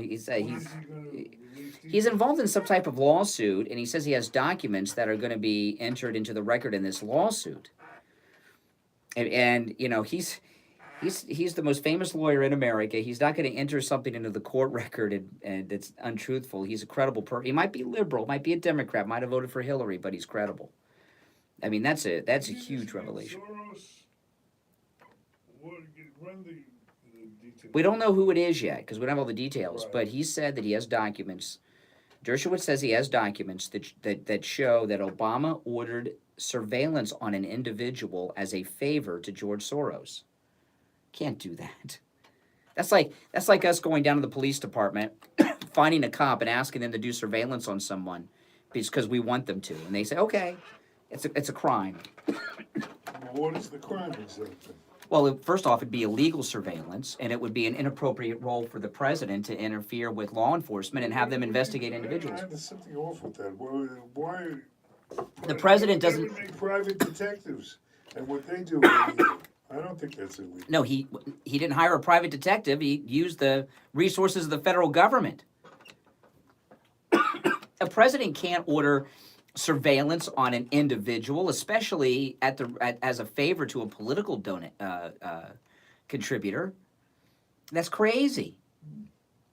That's crazy. And they say that Trump is obstructing justice by a tweet. I don't remember him ordering someone surveilled, and I've never heard of him having someone surveilled at the request of as a favor to someone that donated to his campaign. That's insane. No, you can't do that. That's illegal. Surveil just means monitoring, watching. The president does not have law enforcement powers like that. It's the Justice Department. The Attorney General works at the pleasure of the president, but the president cannot order them to surveil a citizen. They may now, if they knew that someone was committing a crime or suspected it, they could tip off the Justice Department. But you can't have an agency of government surveilling someone as basically that's like a political enemy. No, it's illegal. I'm glad Dershowitz is pretty pissed at these people. I can tell. He's pretty pissed. He's Well, he not should. a good enemy to have. I can tell you that too. No. Well, what happened was he started working for Trump. They don't mind when he, defends O.J. Simpson or these people. Other people, getting back to not Soros, but to the Bloomberg. Bloomberg, all these people who were attacking him are basically being paid by him. Yeah. I mean, look at it. I mean, can you imagine Al Sharpton? He can go up to any level. Al Sharpton's come out in favor of Bloomberg? I do believe, I'm under the impression he is. Okay, so who does that help? Who does that help these days? Well, it helps him with black getting Are you acceptance. no, Steve? If that's true, I haven't heard that, but let's just say that's true. That Bloomberg has got the support of Al Sharpton. He gets the support of Okay, what? all these fringe Okay, activists because he contributes to them. well, okay. What does that do to Jewish Democrat voters in Florida who hate Sharpton? Sharpton's like a Nazi to Jews. It's another example of Bloomberg throwing the entire. Sharpton's days are over. Okay, he's not a big player anymore. He's big enough in terms of collecting funds. Bloomberg doesn't need to collect funds. He's got more funds than Sharpton could collect in his cigar box. Is still nominally perceived as. See, that's what I'm telling you about. Okay, so this is total chaos. You don't think that he wants Sharpton's support? Think about what's going on here. Okay, just with Sharpton, right? So if he gets Sharpton to supporting Bloomberg, Jews are pissed because Sharpton's got Jews killed, right, in New York. Florida, that's chaos in Florida. He supports stop and frisk. He was behind the whole thing, yet he gets the support of Sharpton. The total chaos inside the black community because what you have, if that's true, you have chaos among black activist Democrat voters because you got the Sharpton sellout charlatans, and then you've got the activists who say, wait a minute, you're supporting Bloomberg who said that stop and frisk was okay. Total chaos in the Democrat act. Black Lives Matter versus Sharpton there. Everything Bloomberg is doing is Operation Chaos inside the Democrat Party. He puts black activist against black activist.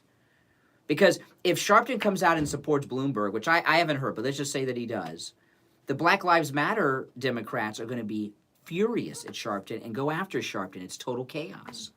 Democrat versus Democrat. Bloomberg is throwing the entire Democrat voting blocks into utter chaos. The only group he hasn't commented on are the gays. And I'm sure that's coming. I don't know what his position was on gay marriage years ago, but he's every Democrat constituency he's offended.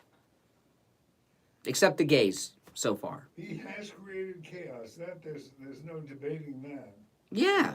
But his motivation as to why. Help Trump, his friend. He's friends with Trump. They used to be good friends years ago, from what I understand. They used to golf together. He was making over the weekend about Trump didn't sound like a Oh, that's all fake. That's all fake. Fake. It's an act. Just like when Barr was attacking Trump last week. That was fake, too. Barr and Trump were working together to make Barr look independent. Now, this is it's Operation Chaos. And I don't think other conservative hosts, the syndicated guys, will talk about this because they don't want to tip people off to what Bloomberg's doing. Will Rush talk about it? Rush's... His mind's on other things right now. Well, I don't know about that. No, I don't think he would talk about it. They don't want to tip the Democrats off to this. His idea. The concept of an Operation Chaos was his idea, not against Bloomberg, but...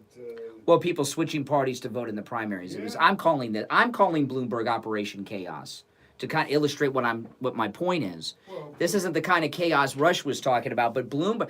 I don't think the syndicated talk show host would expose this because they don't want Democrats to catch on to what Bloomberg's doing. But it's obvious to me. There's nothing about Bloomberg is electable. Just with... Well, they're starting with his personality. You know, that's the best thing he's got going for him is his personality. Oh, my God, dead fish. It's... No. It's... See, he thinks that all the secret to Donald Trump's success is that he goes after people and attacks people in a clever way. Well, when Bloomberg tries to do that same thing, it doesn't work because he's missing, number one, the humor that Trump has, and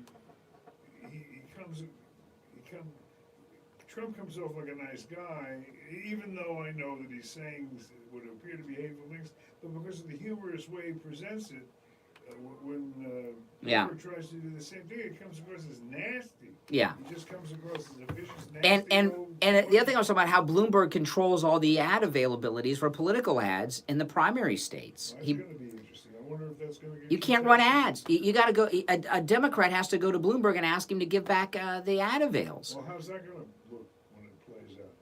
It looks like he's in control of who runs ads. Everything... This thing with Bloomberg is genius. It's total genius. This is the greatest thing that's happened in the Democrat primary for us since Beto dropped out. I would like him to have been the nominee on his skateboard. But what Bloomberg is doing is genius, and it's working, and it's so obvious. Everything about him he is so offensive to Democrats. To Democrats. A lot of these, if he was running as a Republican, some of these things would be okay. Not all of them, okay? Some of them would be okay. But he's running as a Democrat. There's nothing about him that is electable to Democrats. Not with all these talks and speeches, not on a national level. You know, see, when he was mayor of New York, a lot of these things were just theory. Now he's running for Washington, you know. So it would be, if he won, could happen. So if you're running for mayor of New York City, these wackadoodle ideas are just like political theory. Now it's like the real deal. No, he is helping Trump. He knows he's helping Trump. He wants Trump to win re-election, and he's making it easier for him and having a lot of fun doing it. Have you heard that anywhere else? Just me. It popped in my mind when I started seeing these old clips of him and Trump golfing together and realized what great friends they were. They got this Billionaires Manhattan Club that they're a part of. You know, I'd call it the Billionaires Boy Club if it wasn't for that sad thing that happened. What do you mean? As an indicator, the fact that they played golf 20 years ago, I don't know. He is unelectable. The things that he has said are so outrageous you couldn't even make them up. It's like putting Anthony Weiner out there on the trail.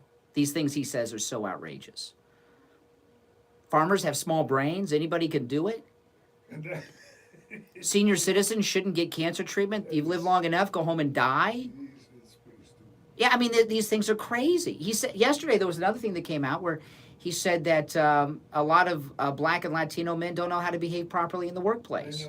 I mean, come on. It's like a clown show if it were real. Number 1-888 go KANE 1-888 go KANE, followed by the final numeral 1, 1-888-GO-KANE-1 will be back after the Gold Report with your calls.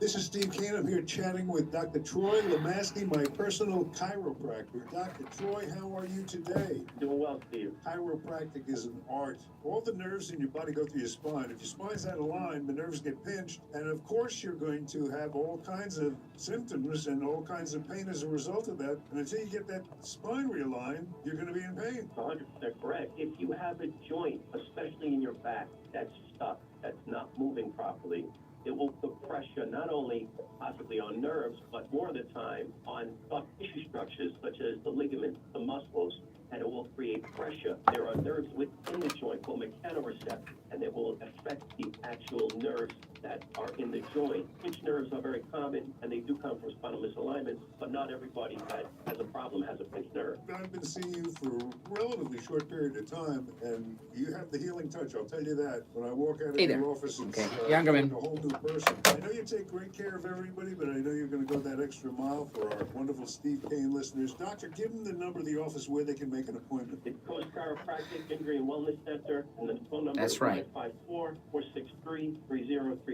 954-463-3036. We're located in East Fort Lauderdale. We're just one block of First One and Oakland Park Boulevard, right off Middle River Drive. The address is 2510 East Oakland Park Boulevard, Fort Lauderdale. Dr. Troy Lemaski, a great healer. Make an appointment today. Listen to the Steve Kane Show on iHeartRadio. Just search for Youngerman.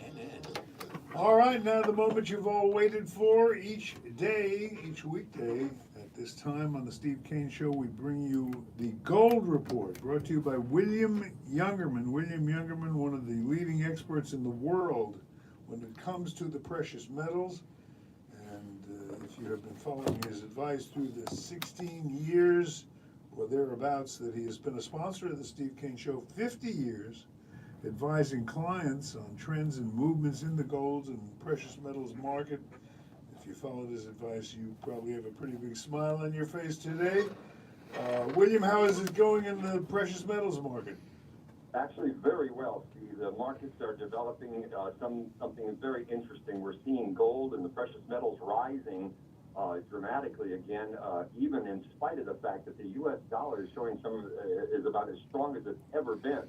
The U.S. dollar index up more this morning, putting at the index at 99.37. That's almost a record high. Wow. That's in spite of the fact that gold keeps going higher, and that's very unusual. This break in its ties to the dollar means that gold could really take off from here. That being said, we're looking for it to break that $1,600 number again soon. We're up $10.30 this morning on the start of our new week. The holiday being discounted. Gold at $1,691.40. That's up $10.30 this morning. Silver up 20 cents at $17.96 the ounce. Platinum up $9 at $978. And palladium up $5 at $2,406. So the markets are looking very firm. And again, in spite of the fact that the U.S. dollar seems to just keep moving higher and higher, that's indicative of a market that is saying that it's got a mind all its own, and there's reasons to buy gold in spite of the fact that we have a strong dollar. Well, it is all very exciting, and it's all happening at William Youngerman Inc., located, I would say, at 150 East Palmetto Park Road. That's the Bank of America building. William, I know you also not only sell the precious metals down there, but you purchase them from listeners as well. Tell them a little bit about that aspect of your business.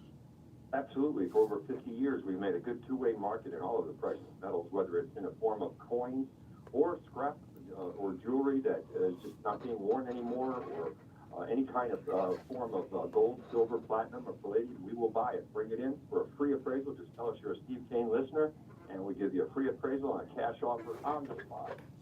All right, and again, the address 150 East Palmetto Park Road. Now, that's the Bank of America building in Boca. You'll find William on the first floor, directly across from the bank.